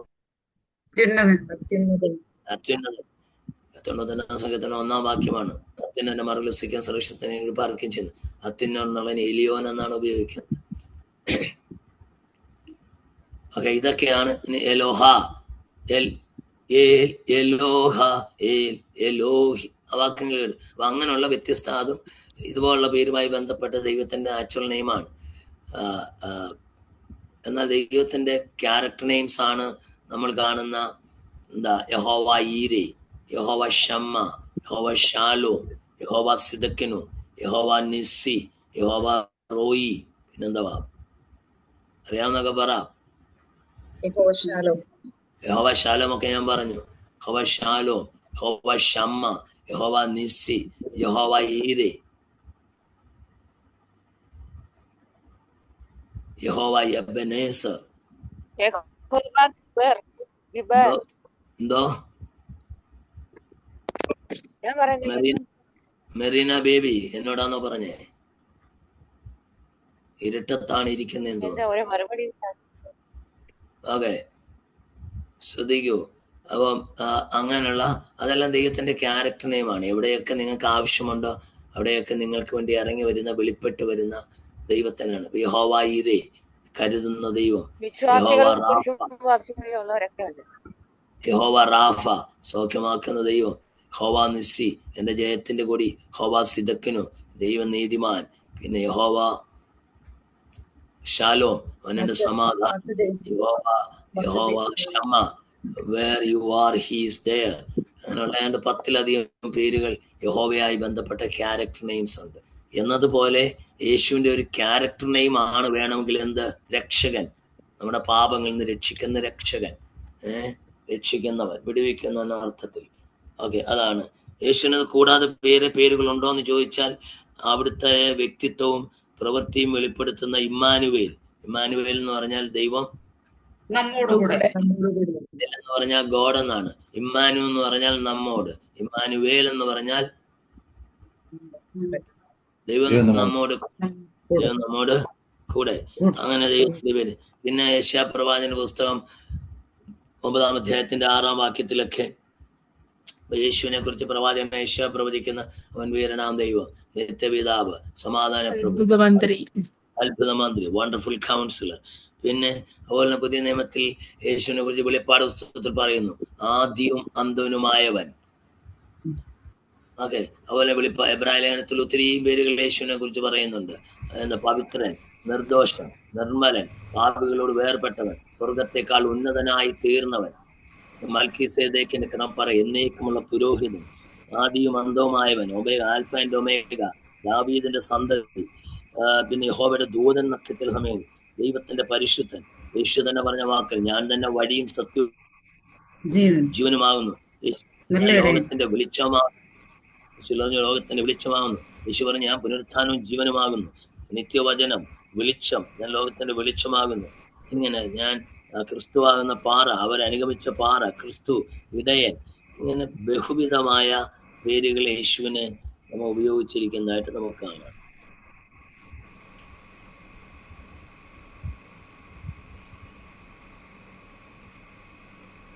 യേശുവിന്റെ കന്യകാജനനം, സ്ത്രീയുടെ സന്തതി എന്ന് യേശുവിനെ കുറിച്ച് പറയുന്നു. അബ്രഹാമിന്റെ ഉടമ്പടിയുടെ പൂർത്തീകരണം, ദൈവം ഒരു വാഗ്ദത്തം ചെടുക്കുന്നു. മോശയോടുള്ള ഉടമ്പടി, ദാവീദിനോടുള്ള ഉടമ്പടി, പ്രവചനങ്ങളുടെ പ്രതീക്ഷ, അങ്ങനെ വിവിധ തലങ്ങളിൽ യേശുവിനെ കുറിച്ച്, യേശുവിന്റെ കന്യകാജനനത്തെ കുറിച്ച് വേദപുസ്തകം രേഖപ്പെടുത്തുന്നു. ഓക്കെ, ഇനി യേശുവിന്റെ കന്യകാജനനത്തിന്റെ കാര്യമായി ബന്ധപ്പെട്ട് വിർജിൻ ബർത്ത് ഓഫ് ജീസസ്. ഹെരോദ രാജാവ് ഭരിക്കുന്ന കാലത്ത് ബെത്ലഹേമിൽ യേശു ജനിച്ചു. മത്തായി 1-2 അധ്യായങ്ങൾ നിങ്ങൾ വായിക്കണം. 23:15 മശിഹായെ കുറിച്ച് പറയുന്ന ഒരു പ്രവചനം കാണുന്നുണ്ട്. സ്ത്രീയുടെ സന്തതി പാമ്പിന്റെ തല തകർക്കുമെന്ന്. ഇതെല്ലാം യേശുവിന്റെ ജനനത്തിന്റെ പ്രാധാന്യത വെളിപ്പെടുത്തുന്നു. മറിയുടെ ഒക്കെ വന്ന് ദൂതൻ പറയുന്ന ഒരു കാര്യം ലൂക്കോസ് നാം വായിക്കുന്നു. 1-ാം അധ്യായത്തിന് 34 മുതൽ വായിക്കുമ്പോൾ സ്ത്രീയോട് വന്ന് യേശു ദൂതൻ പറയുകയാണ്, നീ ഗർഭിണിയായ ഒരു മകനെ പ്രസവിക്കും. അപ്പൊ അവള് ചോദിക്കും, ഞാൻ പുരുഷനെ അറിഞ്ഞിട്ടില്ലായാൽ ഇതെങ്ങനെ സംഭവിക്കും? 1:35 ദൂതൻ അവളോട് പറയുന്നു, എന്താ പറയുന്നത്? എന്നാൽ പരിശുദ്ധാത്മാവ് നിന്റെ മേൽ വരും, അത്യുന്നതന്റെ ശക്തി നിന്റെ മേൽ നേരിടും, അതുകൊണ്ട് ഉൽപാദമാകുന്ന പ്രജ വിശുദ്ധ പ്രജയെന്ന് വിളിക്കപ്പെടും. അങ്ങനെ മറിയയ്ക്ക് ദൈവത്തിന്റെ ദൂതനാൽ അരുളപ്പാടുണ്ടായിട്ട് പരിശുദ്ധാത്മാവിനാൽ യേശു ജനിച്ചു എന്ന് നമ്മൾ കാണുന്നു. ആളുകൾ ഇന്ന് പ്രധാനമായും ഇന്ന് ഈ അടുത്ത സമയത്ത് ഹിന്ദുത്വവാദികൾ ക്രിസ്ത്യാനികളെ പരിഹസിക്കാൻ വേണ്ടി ഉപയോഗിക്കുന്നു. മുസ്ലിങ്ങളും പലപ്പോഴും ഇത് പ്രയോഗം പറയാറുണ്ട്, യേശു ജാരസന്തതിയാണ്. കാരണം നമുക്കറിയാവുന്ന ഒരു വ്യവസ്ഥ, ഒരു കുഞ്ഞുണ്ടാകണമെങ്കിൽ പുരുഷനും സ്ത്രീയും തമ്മിലുള്ള സംയോഗത്താൽ മാത്രമേ എന്തുണ്ടാകത്തുള്ളൂ? ഒരു കുഞ്ഞുണ്ടാകത്തുള്ളൂ. അതാണ് ഹ്യൂമൻ വേ ഓഫ് അണ്ടർസ്റ്റാൻഡിങ്. നമ്മുടെ സയൻസ് അതാണ്. പക്ഷേ God is A special, A temporal, A scientific. ദൈവം ശാസ്ത്രത്തിന് അതീതനാണ്, പ്രകൃതിക്ക് അതീതനാണ്, അവന് പ്രപഞ്ചത്തിന് അതീതനാണ്, കാലാതീതനാണ്, സമയാതീതനാണ്, സ്പേസിന് അതീതനാണ്. ദൈവത്തിൻ്റെതായ രീതിയുണ്ട്. ദൈവത്തിന് എന്തും ചെയ്യാൻ കഴിയും. അതായത് നിങ്ങൾ ശ്രദ്ധിക്കണം. ഞാൻ അതിന്റെ ഉദാഹരണം പറഞ്ഞാൽ ഇങ്ങനെ പറയാം. അതായത് ഉൽപ്പത്തി പുസ്തകം 1-ാം അധ്യായത്തിൽ ദൈവത്തിന്റെ സൃഷ്ടിയെക്കുറിച്ച് പറയുമ്പോൾ അതിന്റെ 1-ാം അധ്യായത്തിന്റെ 11-ാം വാക്യത്തിൽ നാം ഇങ്ങനെ വായിക്കുന്നുണ്ട്, യഹോവയായ ദൈവം കൽപ്പിച്ചു, ഭൂമിയിൽ നിന്ന് പുല്ലും, ബാക്കി പറ, എന്ത് പുല്ലും വിത്തുള്ള സസ്യങ്ങളും, അറിയത്തില്ല, ഭൂമിയിൽ നിന്ന് പുല്ലും വിത്തുള്ള സസ്യങ്ങളും വിത്തുള്ള ഫലം കായ്ക്കുന്ന വൃക്ഷങ്ങളും ഉളവായി വരട്ടെ, മുളച്ചു വരട്ടെ എന്ന് യഹോവയായ ദൈവം കൽപ്പിച്ചു.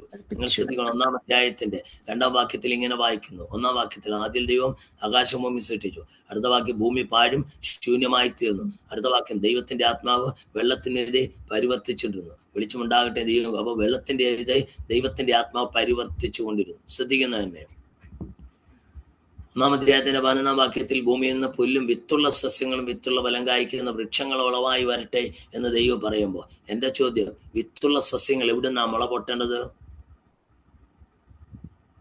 Logic, can somebody try?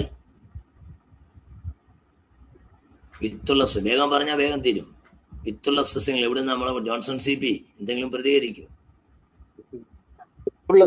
സസ്യങ്ങൾ വിത്തിൽ നിന്ന് തന്നെ absolutely right. You are absolutely right. എനിക്ക് ഇഷ്ടപ്പെട്ടു. വിത്തുള്ള സസ്യങ്ങൾ വിത്തിൽ നിന്ന് മുളപൊട്ടണം. അപ്പൊ എന്റെ ചോദ്യം, വിത്തുള്ള സസ്യങ്ങൾ ഭൂമിയിൽ നിന്ന് മുളപൊട്ടാൻ ആരാണ് വിതച്ചത്? ആര് വിത നടത്തി? ദൈവം കൽപ്പനയിട്ടതേ ഉള്ളൂ, വിത്തുള്ള സസ്യങ്ങൾ മുളപൊട്ടട്ടെ, വിത്തുള്ള ഫലം കായ്ക്കുന്ന വൃക്ഷങ്ങൾ മുളപൊട്ടട്ടെ. How did it happen? Who actually sowed the seed? പറയാമോ? ദൈവം. എവിടെ? എനിക്കൊരു ഫോൺ കോൾ വരുന്നു, ഞാനൊന്ന് അറ്റൻഡ് ചെയ്തോട്ടെ. ചേച്ചാ, ഞാനൊരു ക്ലാസ്സിലാണ്, ഞാൻ തിരിച്ചു വിളിക്കട്ടെ? ഏത് മെസ്സേജ്? എനിക്ക് മെസ്സേജ് അച്ചാച്ചൻ അയച്ചോ? ബാങ്കിൽ നിന്ന് മെസ്സേജ് വന്നു. ബാങ്കിൽ നിന്ന് മെസ്സേജ് അന്നേരെ വന്നു. ഓക്കെ, ശരി. Okay, God. എന്താ ഞാൻ പറഞ്ഞേ? വിത്ത് ആരാ വിതച്ചത്?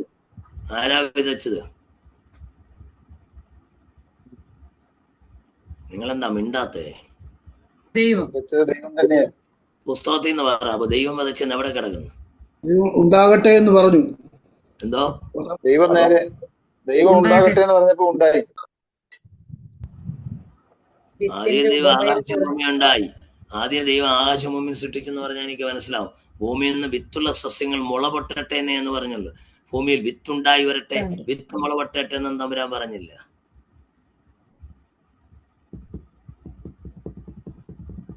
Simple logic. അതത് വൃക്ഷങ്ങളും അതത് സസ്യങ്ങളും ഉണ്ടാകട്ടെ എന്ന് പറഞ്ഞു. അങ്ങനെ വിത്തുള്ള സസ്യങ്ങൾ ഉണ്ടാകട്ടെ എന്ന് പറഞ്ഞു. വിത്തുള്ള ഫലം കായ്ക്കുന്ന വൃക്ഷങ്ങളും, എന്റെ ലോജിക്ക് വിത്തുള്ള സസ്യങ്ങളും വിത്തുള്ള ഫലം കായ്ക്കുന്ന വൃക്ഷങ്ങളും വിത്തിൽ നിന്ന് മുള പൊട്ടണം. ആര് വിതച്ചു? ദൈവം പറഞ്ഞപ്പോൾ മുള പൊട്ടി വന്നു. മുള പൊട്ടി എന്നുള്ളത് ഞാൻ സമ്മതിച്ചെന്നേ. അത് ഇന്നും മുള പൊട്ടും. ദൈവം പറഞ്ഞാൽ ഇന്നും മുള പൊട്ടും. ഞാൻ പറയാം, നിങ്ങൾ 1-ാം അധ്യായം വായിച്ചില്ലേ? ദൈവത്തിന്റെ ആത്മാവ്, പരിശുദ്ധാത്മാവ് വെള്ളത്തിനിതേ പരിശുദ്ധാത്മാവ് മോശ നോക്കുമ്പോ എല്ലാം കുറ്റാക്കുറ്റി. മോശ വെളിപ്പാട്ടിലാണല്ലോ ഇത് കാണുന്നത്. മോശ നോക്കുമ്പോ എല്ലാം കുറ്റാക്കുറ്റിട്ട് അങ്ങനെ ആഴത്തിമീതെ ഇരുളുണ്ട്. ആത്മാവ് വെള്ളത്തിന്മീതെ ഇങ്ങനെ പരിവർത്തിക്കുന്നു. ഇത് മാത്രമേ മോശ കണ്ടുള്ളൂ. പക്ഷേ ഞാൻ വെളിപ്പാടി കണ്ടൊരു കാര്യം പറയാം. മോശ കാണാതെ പോയൊരു കാര്യം, ആ പരിശുദ്ധ ആത്മാവ് പൊരുന്നിരിക്കുക. അവിടെ ഹോവറിങ് എന്നുള്ള മക്കാഫ് എന്നുള്ള എബ്രായ പദം ഉപയോഗിക്കുന്നു. ഈ മുട്ടയുടെ മണ്ടയ്ക്ക് കോഴി പൊരുന്നിരിക്കുന്ന പോലെ, അടയിരിക്കുന്ന പോലെ. അങ്ങനെ പരിശുദ്ധാത്മാവ് അടയിരുന്ന് അതിനകത്ത് ആത്മാവ് വേദ നടത്തിയത്. ആത്മാവ് ദൈവത്തിന്റെ വചനത്തിന് മുമ്പിൽ മുളപൊട്ടുവാൻ വേണ്ടി ആത്മാവ് വേദ നടത്തിയെങ്കിൽ ഇവിടെയും പുതിയ നിയമത്തിൽ അത് തന്നെയാണ് സംഭവിച്ചത്. എന്താ? പരിശുദ്ധാത്മാവ് ആരന്മേൽ hovering over, the power of the most holy overshadowed her. അങ്ങനെ മറിയയുടെ ഉദരത്തിൽ എന്താ ഉളവായി? ഒരു വിത്തുളവായി. വല്ലതും പിടികിട്ടിയോ? ഏറ്റവും രസകരമായ ഒരു കാര്യം ഞാൻ പറയാം. 31 ഭൂമിയിൽ നിന്ന് വിത്തുള്ള സസ്യങ്ങൾ മുളപൊട്ടട്ടെ എന്ന് കർത്താവ് പറഞ്ഞപ്പോ അതിന്റെ ഗ്രീക്ക് ട്രാൻസ്ലേഷൻ സെപ്റ്റുവജന്റിൽ വിത്ത് എന്നുള്ള സ്പെർമാറ്റ എന്ന പദമാണ് ഉപയോഗിക്കുന്നത്. എന്താണ്? സ്പെർമാറ്റ. സ്പെർമാറ്റ എന്ന പദത്തിൽ നിന്നാണ് ഇംഗ്ലീഷിലെ സ്പേം എന്ന പദമുള്ളത്. ആമേൻ. നിങ്ങൾക്ക് മനസ്സിലായി എന്ന് വിശ്വസിക്കുന്നു. അങ്ങനെയാണെങ്കിൽ വിത്ത് ആത്മാവ് വിതച്ചു. അതുകൊണ്ട് തന്നെ മറിയയുടെ ഉദരത്തിൽ ഒരു വിത നടത്തുവാൻ ആത്മാവിനൊരു കുഴപ്പമില്ലായിരുന്നു, ഒരു ബുദ്ധിമുട്ടില്ലായിരുന്നു. ആത്മാവിന് ഇന്നും അതൊക്കെ ചെയ്യാൻ പറ്റും. ഞാൻ എവിടെ പ്രസംഗിച്ചപ്പോൾ ഒരു ദൂത് പോലെ പറയാനിടയായി. തലമുറയില്ലാത്ത ചിലർക്ക് ഇന്ന് രാത്രി ആത്മാവ് ചില വിത നടത്തുക. അത് സംഭവിച്ചു. മീറ്റിംഗ് കഴിഞ്ഞപ്പോ ഒരാൾ വന്ന് എന്നോട് പറഞ്ഞ് കുഞ്ഞുങ്ങളില്ല, പ്രാർത്ഥിക്കണമെന്ന്. പ്രാർത്ഥിച്ചു വിട്ട് 1 വർഷം കഴിഞ്ഞപ്പോ എക്സാക്ട്ലി അവർക്ക് കുഞ്ഞുണ്ടായി. 8 വർഷത്തിന് ശേഷം അവരുടെ പാസ്റ്റർ എന്നെ വിളിച്ചു. പാസ്റ്റർ പറഞ്ഞ പോലെ സംഭവിച്ചെന്ന് പറഞ്ഞു. ഉള്ള മെഡിക്കേഷനൊക്കെ കഴിയുന്നതാണ്. പക്ഷെ ആത്മാവ് വിതച്ചാൽ it's beyond human understanding. Medical സയൻസിന് അപ്പുറം ആത്മാവിന് വിത നടത്താൻ പറ്റും. ആമേൻ. അപ്പോൾ അങ്ങനെ ആത്മാവ് വിത നടത്തി എന്ന് വിശ്വസിക്കുന്നതാണ് ശരി. യേശുവിന്റെ കന്യകാജനനം അങ്ങനെ തന്നെയാണ് സംഭവിച്ചത്. എന്തുകൊണ്ട് കന്യകാജനനം ആവശ്യമായി വന്നു? യേശു കന്യകയിലൂടെ അല്ലെങ്കിൽ മനുഷ്യനായി ജനിക്കണമായിരുന്നു, മനുഷ്യവർഗത്തിന്റെ രക്ഷയ്ക്ക്. കാരണം റോമാലേഖനം 8-ാം അധ്യായത്തിന്റെ 3-ാം വാക്യത്തിൽ എന്താ വായിക്കുന്നത്? 2-ാം വാക്യം, ജീവന്റെ ആത്മാവിന്റെ പ്രമാണം. നമുക്ക് പാപത്തിന്റെയും മരണത്തിന്റെയും പ്രമാണത്തിൽ നിന്ന് പറയൂ. 8-ന്റെ 1. അതുകൊണ്ട് ഇപ്പോൾ റോമർ 8-ന്റെ 1, അതുകൊണ്ട് ഇപ്പോൾ ക്രിസ്തുയേശുള്ളവർക്ക് ഒരു ശിക്ഷാവിധിയുമില്ല. ജീവന്റെ ആത്മാവിന്റെ പ്രമാണം പാപത്തിന്റെയും മരണത്തിന്റെയും പ്രമാണത്തിൽ നിന്ന് മോചനം നൽകി. അടുത്ത വാക്യം വായിക്കേ. ക്രിസ്തുയേശുവിൽ സ്വാതന്ത്ര്യം വർത്തിയിരിക്കുന്നു. അടുത്ത വാക്യം. ജഡത്താലുള്ള ബലഹീനത നിമിത്തം ന്യായപ്രമാണത്തിന് മതി. ജഡത്താലുള്ള ബലഹീനത നിമിത്തം ന്യായപ്രമാണത്തിന് കഴിയാത്തതിനെ സാധിപ്പാൻ ദൈവം തന്റെ പുത്രനെ പാപജഡത്തിന്റെ സാദൃശ്യത്തിലും പാപജഡത്തിലും അയച്ചു. പാപത്തിന്റെ ജഡത്തിൽ ശിക്ഷ വിധിച്ചു. വാവ്. മനുഷ്യന്റെ പാപത്തിന്റെ ശിക്ഷ ഞാൻ നിങ്ങളോട് പറയാം. God is an irreducible reality. God cannot be limited, indivisible, inalienable, irreducible personality. So God cannot be limited. അങ്ങനെ ലിമിറ്റ് ചെയ്യാൻ കഴിയാത്തത് കൊണ്ട് മനുഷ്യന്റെ പാപത്തിന്റെ പരിഹാരത്തിനായിട്ട് ദൈവത്തിന് എന്തെടുക്കേണ്ടി വന്നു? ജഡമെടുക്കേണ്ടി വന്നു. യേശുവിന്റെ ജഡാവതാരം എന്ന് പറഞ്ഞാൽ പാപത്തിന് ശിക്ഷ എവിടെയാണ് യേശുവിന്റെ മേൽ ചുമത്തിയത്?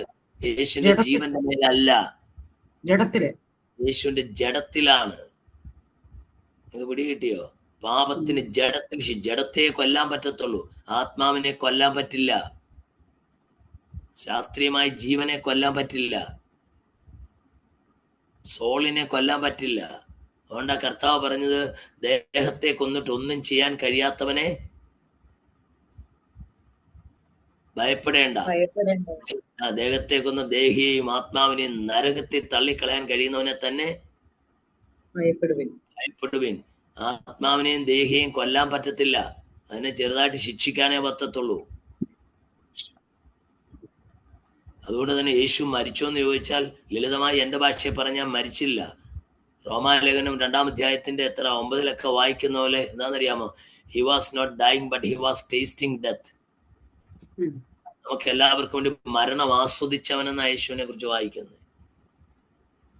അതുകൊണ്ട് തന്നെ യേശുവിന്റെ ക്രൂശിൽ കടന്നുകൊണ്ട് യേശു പറഞ്ഞൊരു കാര്യമുണ്ട്, പിതാവേ എന്റെ ആത്മാവിനെ തൃക്കരങ്ങളിൽ ഏൽപ്പിക്കുന്നു എന്ന് പറഞ്ഞ് പ്രാണനെ വിട്ടു.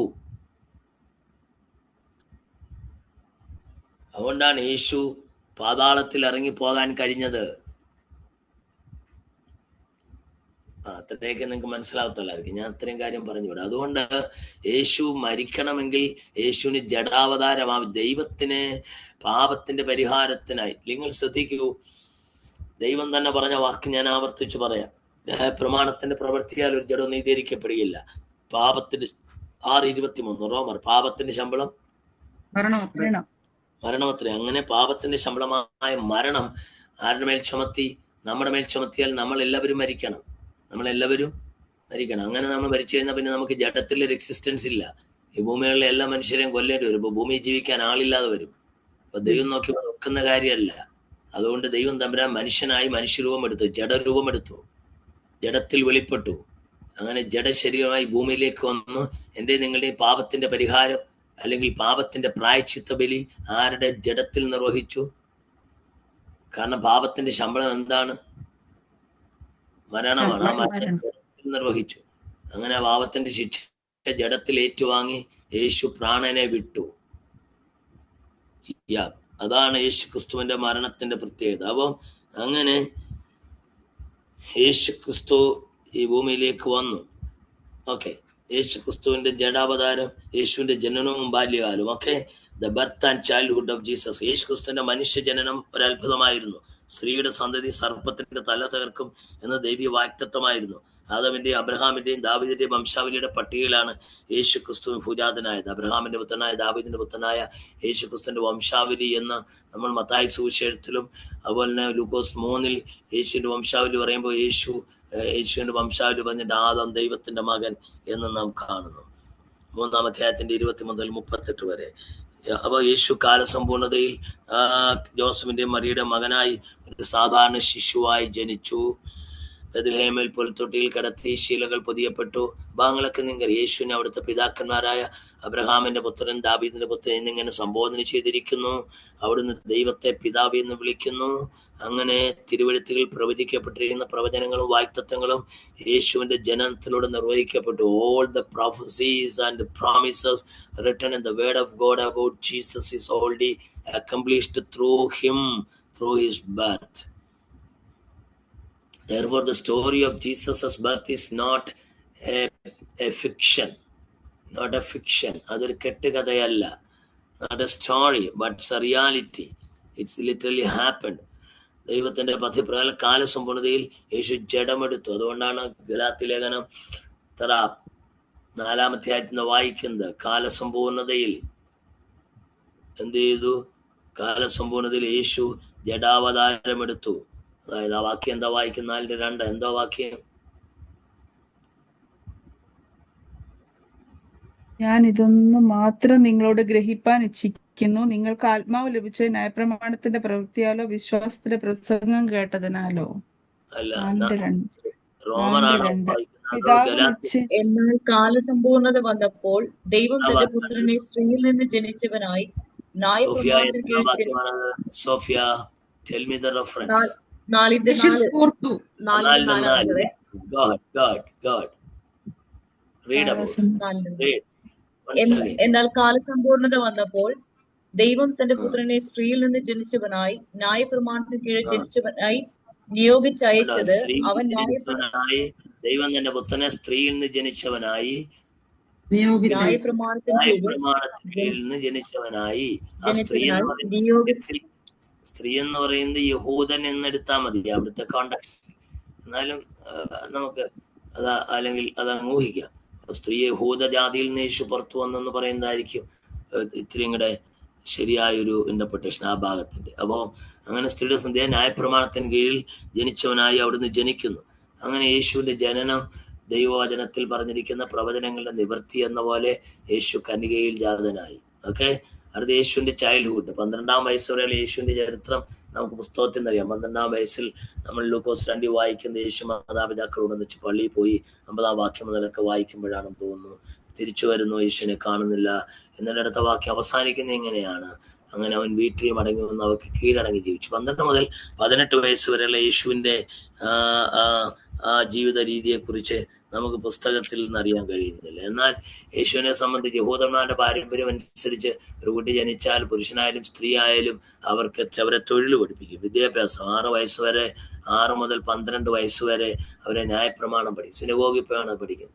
12 പിന്നെ ഫർദർ പഠനം, അന്ന് മതപഠനമേ ഉള്ളൂ. പിന്നെ ഫർദർ പഠനമാണെങ്കിൽ യെരൂശലേമിലേക്ക് പോയി പൗലോസ് വന്നതുപോലെ യെരൂശലേമിൽ വന്ന് മതാധ്യക്ഷന്മാരുടെ ന്യായശാസ്ത്രയുടെ കീഴിലിരുന്ന് യഹൂദ മതവും അതിൻ്റെ ആ കാര്യങ്ങളൊക്കെ അവർ വായിച്ചു പഠിക്കും. പെൺകുഞ്ഞുങ്ങളാണെങ്കിൽ കുടുംബസംബന്ധമായ ജോലികൾ ചെയ്യാൻ പഠിക്കുന്നു. അതുപോലെ എന്തെങ്കിലും ഒരു കൈത്തൊഴിൽ പഠിക്കും. യഹൂദന്റെ ഒരു പാരമ്പര്യമാണ് ഏത് കുഞ്ഞൊരു കൈത്തൊഴിൽ പഠിക്കും. അതുകൊണ്ടാണ് പൗലോസ് എന്തോ പഠിച്ചത്.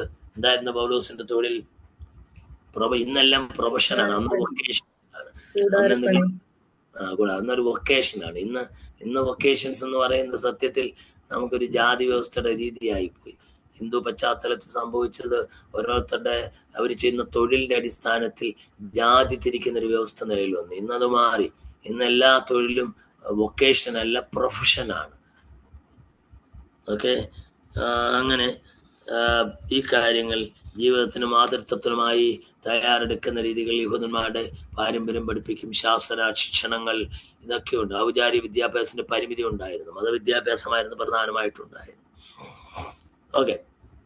മാത്രമല്ല യഹൂദന്മാരുടെ പാരമ്പര്യത്തിൽ എല്ലാ ആൺകുഞ്ഞുങ്ങളെയും പരിച്ഛേദനിക്കുന്ന രീതി ഉണ്ടായിരുന്നു. യേശു അതിലൂടെ കടന്നുപോയി. മാത്രമല്ല എല്ലാ കുഞ്ഞുങ്ങളെയും ദൈവത്തിന് സമർപ്പിക്കുന്ന രീതി ഉണ്ടായിരുന്നു. അത് അവർ സമർപ്പിച്ചു. ഏതാണ്ട് ഒരു 3 വയസ്സ് വരെയാണ് മുലുകുടിയുടെ പ്രായം. അത് കഴിയുമ്പോൾ യഹൂദ ബാലൻ ന്യായപ്രമാണം പറയുന്ന പോലെ തൊങ്ങലോടുകൂടി ഒരു വസ്ത്രം നൽകാറുണ്ട്. അങ്ങനെ തൊങ്ങലോടുകൂടി ഒരു വസ്ത്രം അവർ തലമുറമായ വസ്ത്രത്തിന്റെ കോൺതലയ്ക്ക് പൊടിപ്പുണ്ടാക്കുകയും കോൺതലയ്ക്കല്ലെ പൊടിപ്പിൽ നീലച്ചരട് കെട്ടുകയും വേണം. സംഖ്യ 15:38. ഈ തൊങ്ങലുകൾ അവർക്ക് ദൈവമായുള്ള സമർപ്പണത്തെ ഓർപ്പിക്കുവാൻ ഉതകുമായിരുന്നു.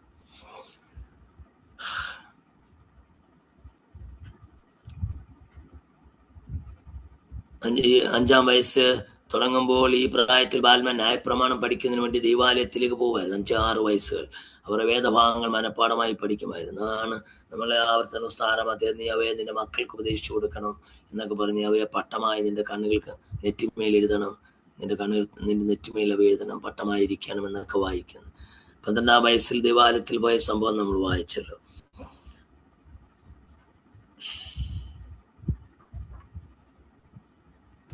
അടുത്ത യേശു 30-ാം വയസ്സ് യോഹന്നാനെ സ്നാനം ഏൽക്കുവാൻ എവിടെ വരികയാണ്? 2-ാം അധ്യായം ലൂക്കോസ് 2:40 വായിക്കുന്നു. പൈതൽ വളർന്നു ഞാനെന്നറിഞ്ഞു, ആത്മാവിൽ ബലപ്പെട്ട് ദൈവരവന് മേലുണ്ട്. യേശു വളർന്നു. യേശുവിന്റെ വളർച്ചയുടെ ഓരോ ഘട്ടങ്ങൾ നമ്മൾ തിരിച്ചറിയണം. 30-ാം വയസ്സിൽ യേശു യോഹന്നാന്റെ കൈക്ക് സ്നാനം. 30-ാം വയസ്സിന്റെ പ്രത്യേകത ഇതിനകത്തൊരു തമാശ നിറഞ്ഞ കാര്യമുണ്ട്. യേശു സത്യത്തിൽ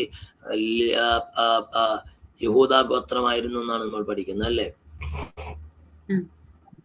പക്ഷെ യേശുവിന്റെ അപ്പൻ എന്ന ലോകത്തുള്ള ജോസഫ് യഹൂദ ഗോത്രക്കാരനായിരുന്നു. യേശു ജോസഫിന്റെ മകനെന്ന് ജനം കരുതിയിരുന്നു. ജോസഫ് യഹൂദ ഗോത്രക്കാരനായിരുന്നെങ്കിലും മറിയ യഹൂദ ഗോത്രക്കാരിയല്ലായിരുന്നു. ഇന്ത്യൻ ടെസ്റ്റമെന്റൽ പീരീഡിൽ അങ്ങനെ ഒരു അണ്ടർസ്റ്റാൻഡിങ് ഉണ്ടായിരുന്നു. മശിഹ വരുന്ന യഹൂദ ഗോത്രത്തിലാണെന്ന് ഒരു കൂട്ടർ വിശ്വസിച്ചപ്പോൾ മശിഹ വരുന്ന ലേവി ഗോത്രത്തിലാണെന്ന് വേറൊരു കൂട്ടർ വിശ്വസിച്ചു. നിങ്ങൾ എന്റെ കൂടെ ഉണ്ടോ? ലേവി ഇന്ത്യൻ ടെസ്റ്റമെന്റൽ പീരീഡിലെ ബുക്കുകളിൽ അങ്ങനെ ഒരു ധ്വനിയാണ്. ലേവി ഗോത്രത്തിൽ നിന്നാണ് മശിഹ വരുന്നത്. നമ്മൾ യഹൂദ ഗോത്രം ഇപ്പൊ പറയുമ്പോൾ പിന്നീട് പുതിയ നിയമകാലങ്ങളിൽ വന്നപ്പോഴത്തേന് യഹൂദ ഗോത്രം ഊന്നൽ ലഭിച്ചു. എന്നാൽ ലേവി ഗോത്രമാണെന്നും പഠിപ്പിക്കുന്നത്. ലിറ്ററലി പറഞ്ഞാൽ യേശുവിന്റെ അമ്മ മറിയ ഏത് ഗോത്രക്കാരിയാണ്? ആർക്കെങ്കിലും പറയാമോ? യേശുവിന്റെ അമ്മ മറിയ ഏത് ഗോത്രക്കാരിയാണ്?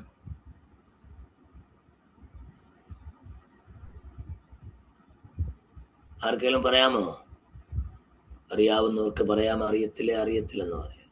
ഓക്കെ, ഞാൻ ക്ലൂ തരാം. അതായത് മറിയോട് ദൂതൻ പറയുന്നു, നീ വിശ്വസിക്ക്, ഇത് സംഭവിക്കും, ഇത് നിന്റെ ചാർച്ചക്കാരത്തി എലിസബത്തിന് 6-ാം മാസം. ചാർച്ചക്കാരത്തി എലിസബത്ത്, ബ്ലഡ് റിലേറ്റീവ് കിൻഷിപ്പ്. ചാർച്ചക്കാരത്തി എലിസബത്ത് എന്ന് പറയുന്നത് സക്കറിയാവ് ഭാര്യയാണ്. സക്കറിയാവ് പുരോഹിതനായിരിക്കുമ്പോൾ പുരോഹിതന്മാർ നിർബന്ധമായും ഏത് ഗോത്രത്തിന് വിവാഹം കഴിക്കുകയുള്ളൂ? ലേവി ഗോത്രം. അങ്ങനെയാണെങ്കിൽ യേശുവിന്റെ അമ്മ മറിയ ഏത് ഗോത്രക്കാരിയാണ്?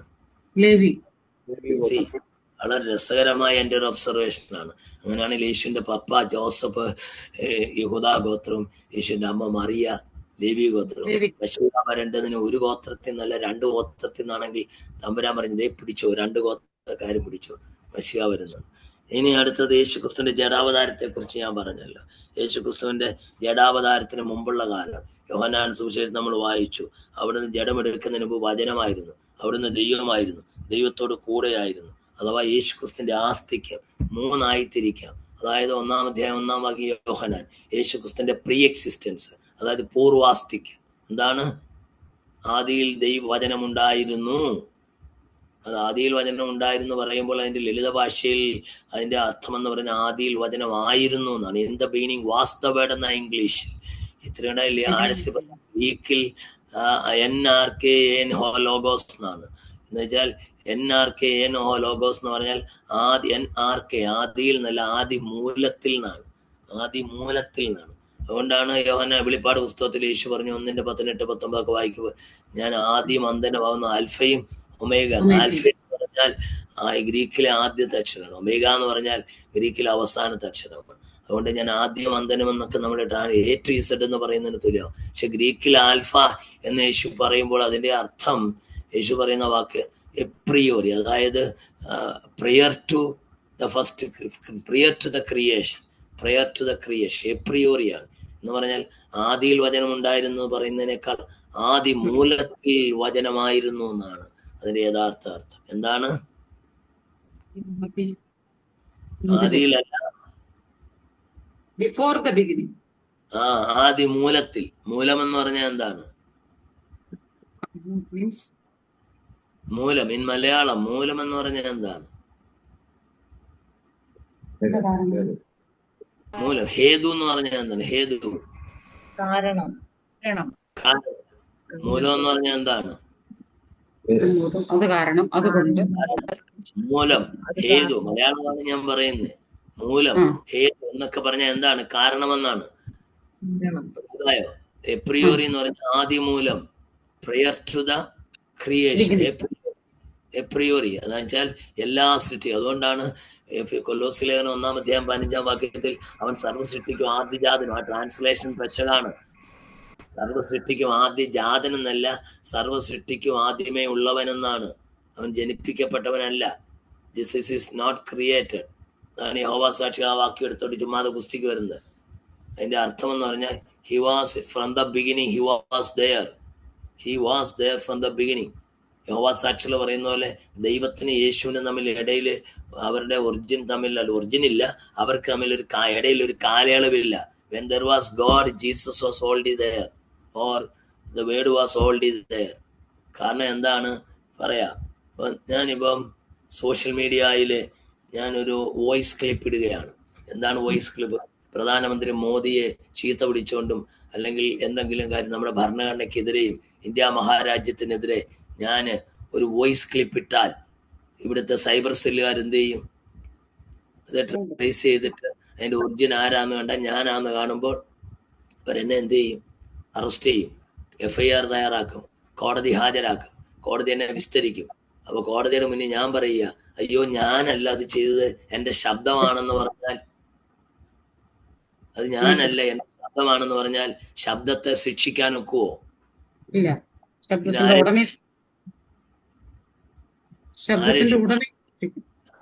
ശബ്ദത്തിന്റെ എന്ന് പറഞ്ഞാൽ എന്റെ ശബ്ദം ഞാനാണ്. നിങ്ങൾ ആരെങ്കിലും എന്റെ ഫോൺ CP എന്നെ ഫോൺ വിളിക്കുമ്പോൾ ഒരു എനിക്കറിയാത്ത ഞാൻ ചോദിക്കും അത് ആരാണ്? അപ്പൊ CP പറയും ഞാനാണ് പാസ്റ്ററെ എന്ന് പറയും. ആ ശബ്ദം you are GP Johnson. How did I identify you? It is your voice that എന്റെ ശബ്ദത്തിലാണ്. സോ യുവർ ഐഡന്റിറ്റി എന്റെ വോയിസ് ആണ്. നിങ്ങളുടെ വോയിസ് ആണ് നിങ്ങളുടെ ഐഡന്റിറ്റി. എന്നെ തിരിച്ചറിയുന്നത് എന്റെ ശബ്ദത്തിലൂടെയാണ്. നിങ്ങൾ എന്നെ കണ്ടില്ലെങ്കിൽ എന്നെ തിരിച്ചറിയാം. ഞാനാണ് എന്റെ ശബ്ദം, എന്റെ ശബ്ദമാണ് ഞാൻ. അങ്ങനെയാണെങ്കിൽ ആദിയിൽ വചനം ഉണ്ടായിരുന്നു. വചനം ദൈവത്തിന്റെ ശബ്ദമായിരുന്നു. Word was there. എന്റെ ലോജിക്ക് മനസ്സിലായോ? അപ്പം യേശുക്രിസ്തു ജഡാവതാരത്തിന് മുമ്പിൽ ദൈവത്തോടു കൂടെ നിത്യതയിൽ ദൈവത്തോടൊപ്പമായിരുന്നു. He was there in the beginning with God. ഒന്നാമത് preexistence. 2 God was with God. With God എന്നുള്ളതിന് സത്യത്തിൽ യോഹന്നാൻ 1:1 വായിക്കുന്ന വേർഡ് വാസ് വിത്ത് ഗോഡ് എന്ന് വായിക്കുമ്പോൾ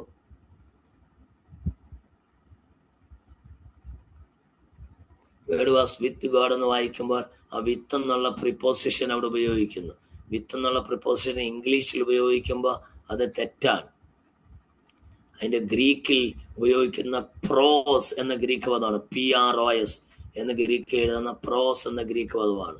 പ്രോസ് എന്ന ഗ്രീക്ക് പദത്തിന് ടുവേർഡ്സ് എന്നാണ്. ടുവേർഡ്സ്, ഒന്നിലേക്ക്, ഒന്നിനു നേരെ.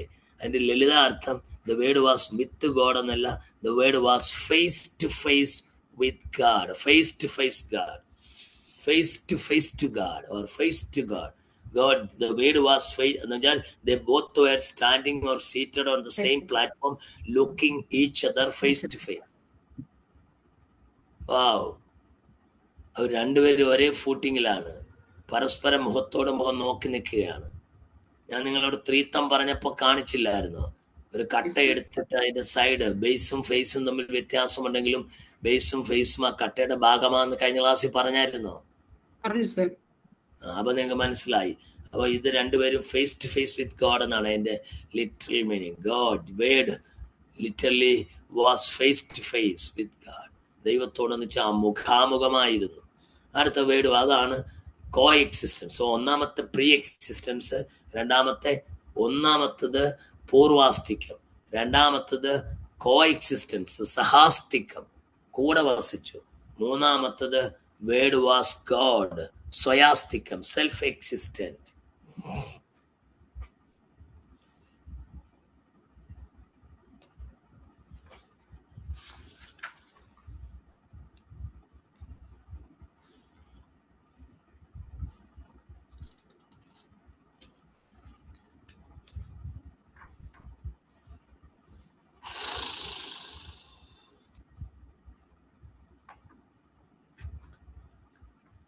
ഞാൻ ചില കാര്യങ്ങളുടെ പറഞ്ഞു. 10 മിനിറ്റ് കൊണ്ട് തീർക്കണമല്ലോ. യേശുവിന്റെ ജഡാവതാരത്തെ കുറിച്ച് ഒത്തിരി വാദഗതികൾ എതിർത്തും അല്ലാതെയൊക്കെ പറഞ്ഞിട്ടുണ്ട്. അതൊന്നും നമ്മുടെ ഈ ബേസിക് സ്റ്റഡിയിൽ ആവശ്യമില്ലാത്തതുകൊണ്ട് ഞാൻ ആ ഭാഗം വിടുന്നു. യേശുവിന്റെ പബ്ലിക് മിനിസ്ട്രി 30-ാമത്തെ വയസ്സിൽ യേശു ശുശ്രൂഷ ആരംഭിച്ചു. അവിടുത്തെ പ്രവൃത്തികൾ നമുക്കറിയാം. അവസാനം യേശുവിന്റെ പ്രസംഗത്തിന്റെ ആ ഗതി നോക്കിയാൽ ദൈവരാജ്യത്തെ കുറിച്ചുള്ള പ്രസംഗമായിരുന്നു. What Jesus preached was the message of the kingdom of God. എന്നിട്ട് യേശുവിന്റെ പ്രവൃത്തി the manifestation of the power of the kingdom of God. ദൈവരാജ്യത്തിന്റെ ശക്തിയുടെ പ്രദർശനമായിരുന്നു. യേശുക്രിസ്തുവിന്റെ അത്ഭുത പ്രവൃത്തികൾ വേദപുസ്തകത്തിൽ കല്യാണ വീട്ടിൽ പച്ചവെള്ളത്തെ വീഞ്ഞാക്കി, വിതിന് മൂകനുമായ മനുഷ്യനെ സൗഖ്യമാക്കി, ലാസറിനെ ഉയർപ്പിച്ച്, 5 അപ്പം 2 മീനും കൊണ്ട് 5000 പേരെ പോഷിച്ചു, കടൽമീൻ നടന്നു, കാറ്റിലെയും കടലിനെയും ശാന്തമാക്കി, എതിർദേശത്തെ മനുഷ്യനിൽ നിന്ന് ഭൂതത്തെ പുറത്താക്കി, വീട്ടുരോഗികളെ തൊട്ട് സൗഖ്യമാക്കി. അങ്ങനെ യേശുവിന്റെ ശുശ്രൂഷയിൽ അനേക അത്ഭുതങ്ങൾ. യോഹന്നാന്റെ ഭാഷ പറഞ്ഞാൽ 20-ാം അധ്യായത്തിന്റെ 30-31 വാക്യങ്ങളൊക്കെ വായിക്കുമ്പോൾ ഈ പുസ്തകത്തിൽ എഴുതിയിരിക്കുന്ന കൂടാതെ അനേക അത്ഭുതങ്ങൾ യേശു ചെയ്തിട്ടുണ്ട്. അതെല്ലാം വിവരിച്ചാൽ ലോകത്തിൽ തന്നെ ഒതുങ്ങുകയില്ല. അവസാന യേശുവിന്റെ ക്രൂശ് ബലി മനുഷ്യവർഗത്തിന്റെ പാപത്തിന്റെ പരിഹാരത്തിനായി പ്രവചന നിവൃത്തിയായി എന്ന പോലെ യേശു ക്രൂശിക്കപ്പെടുവാൻ ഏൽപ്പിച്ചു കൊടുക്കുന്നു. നിങ്ങൾക്കറിയാം, സമനമൽ കൽത്തളം വരെ യേശു അറസ്റ്റ് ചെയ്യപ്പെട്ടു, പിടിക്കപ്പെട്ടു, യേശു വിസ്തരിക്കപ്പെട്ടു. അവസാനം യേശുവിന്റെ വിസ്താരത്തിന്റെ ഒടുവിൽ യേശുവിനെ എന്ത് ചെയ്യുന്നു? ക്രൂശിക്കുവാൻ വിധിക്കുകയാണ്. ക്രൂശിക്കപ്പെടുവാനായി യേശുവിനെ വിധിച്ച് ഏൽപ്പിച്ചു കൊടുക്കുന്നു. അങ്ങനെ യേശു പീലാത്തോസിന്റെ കൽപ്പനയാൽ ക്രൂശിക്കപ്പെടുന്നു. യേശു ക്രിസ്തുവിന്റെ മരണം നമ്മുടെ പ്രായശ്ചിത്ത ബലിയാണ്. യേശു ക്രിസ്തു ഒരു സമ്പൂർണ്ണ യാഗമായിരുന്നു. യേശു ക്രിസ്തുവിന്റെ ക്രൂശുബലി മരണത്തിന്റെ പ്രത്യേകത, യേശുവിന്റെ ക്രൂശുബലി മരണം മനുഷ്യന് പാപക്ഷമ നൽകുന്നു, മനുഷ്യനും ദൈവമായുള്ള ബന്ധത്തെ നിരപ്പിക്കുന്നു, പുതുക്കുന്നു. പാപത്തിന്റെയും മരണത്തിന്റെയും ശക്തിയിൽ നിന്ന് മനുഷ്യവർഗത്തിന് യേശുവിന്റെ മരണം സ്വാതന്ത്ര്യം നൽകുന്നു. യേശു ക്രിസ്തുവിന്റെ മരണം ഗിവ്സ് us ജസ്റ്റിഫിക്കേഷൻ, നമുക്ക് നീതീകരണം നൽകുന്നു.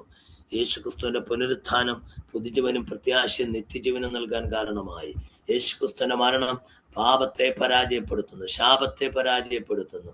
കൊലോസ്യർ 2:15 വായിക്കുന്ന പോലെ വിരോധമായ മേലെഴുത്ത് വായിച്ച്, ചട്ടങ്ങളും കൽപ്പനകളാൽ നമുക്ക് വിരോധമായ മേലെഴുത്ത് വായിച്ച്, വാഴ്ചകളെ അധികാരങ്ങളെ ആയുധവർഗം വെപ്പിച്ച് ക്രൂശിൽ അവന്റെ മേൽ ജയോത്സവം കൊണ്ടാടി അവനെ പരസ്യമായി കാഴ്ചയാക്കി സാത്താനെയും അവന്റെ സകല ശക്തികളെയും ക്രൂശുബലി മരണത്തിൽ യേശു പരാജയപ്പെടുത്തി. അതുകൊണ്ടാണ് പാട്ടുകാരൻ ഇങ്ങനെ പറഞ്ഞത്, സാത്താനെ നീ തോൽപ്പിച്ചവൻ സർവായുധം കവർന്നല്ലോ. പാട്ടറിയാമോ? അടുത്ത വിശ്വാസികളുടെ വിശുദ്ധജീവൻ നയിക്കുവാനുള്ള പ്രാപ്തിയും ശക്തിയും നൽകുന്നത് യേശുവിന്റെ ക്രൂശുബലി മരണം. അതുകൊണ്ടാണ് പൗലോസ് പറഞ്ഞത്, എന്താ പറഞ്ഞത്? 1 Corinthians 1:16-18 എന്താ പറഞ്ഞത്? യഹൂദനാരടാള മനുഷ്യൻ, യുവനന ജ്ഞാന മനുഷ്യൻ, ഞങ്ങളോ ക്രൂശിക്കപ്പെട്ട യേശുവിനെ പ്രസംഗിക്കുന്നു. ക്രൂശിക്കപ്പെട്ട യേശുവാണ്. ക്രിസ്തു മരിച്ചിട്ടില്ലെങ്കിൽ ഞങ്ങളുടെ പ്രസംഗം വ്യർത്ഥം, നിങ്ങളുടെ വിശ്വാസം വ്യർത്ഥം. നമ്മുടെ മനുഷ്യവർഗത്തിന്റെ പാപമോചനം യേശു ക്രിസ്തുവിന്റെ ക്രൂശുബലി മരണത്തിലാണ്. റോമർ 1:18-16 പൗലോസ് പറയുന്നു, പാപത്തെ എന്ത് പറയുന്നു? റോമർ 1:16 സുവിശേഷത്തെ കുറിച്ച് എനിക്ക് ലജ്ജയില്ല. വിശ്വസിക്കുന്ന ഏവനും ആദ്യം യഹൂദനും പിന്നെ യവനനും അത് രക്ഷയ്ക്കായി ദൈവശക്തിയാകുന്നുവല്ലോ. യേശു ക്രിസ്തുവിന്റെ ക്രൂശുബലി ഉണ്ട്, നമ്മുടെ രക്ഷയ്ക്ക് ദൈവശക്തിയാ വ്യാപരിച്ചു. മാത്രമല്ല യേശുവിന്റെ ക്രൂശുബലി മരണം ശാശ്വതമായ ഒരു അവകാശം നമുക്ക് ഉറപ്പ് തരുന്നു. Because of the crucifixion of Jesus, we became co-heirs with Jesus for all what belongs to God. ദൈവത്തിനുള്ളതിന് എല്ലാത്തിനും നമ്മൾ കൂട്ടവകാശം. എഫേസ്യർ 3-ാം വാക്യത്തിൽ ജാതികൾ ക്രിസ്തുയേശുവിൽ കൂട്ടവകാശികളായി. ഇതാണ് ക്രിസ്തീയ പ്രസംഗത്തിന്റെ കേന്ദ്ര വിഷയം. The essence, the content of the message of cross. Okay.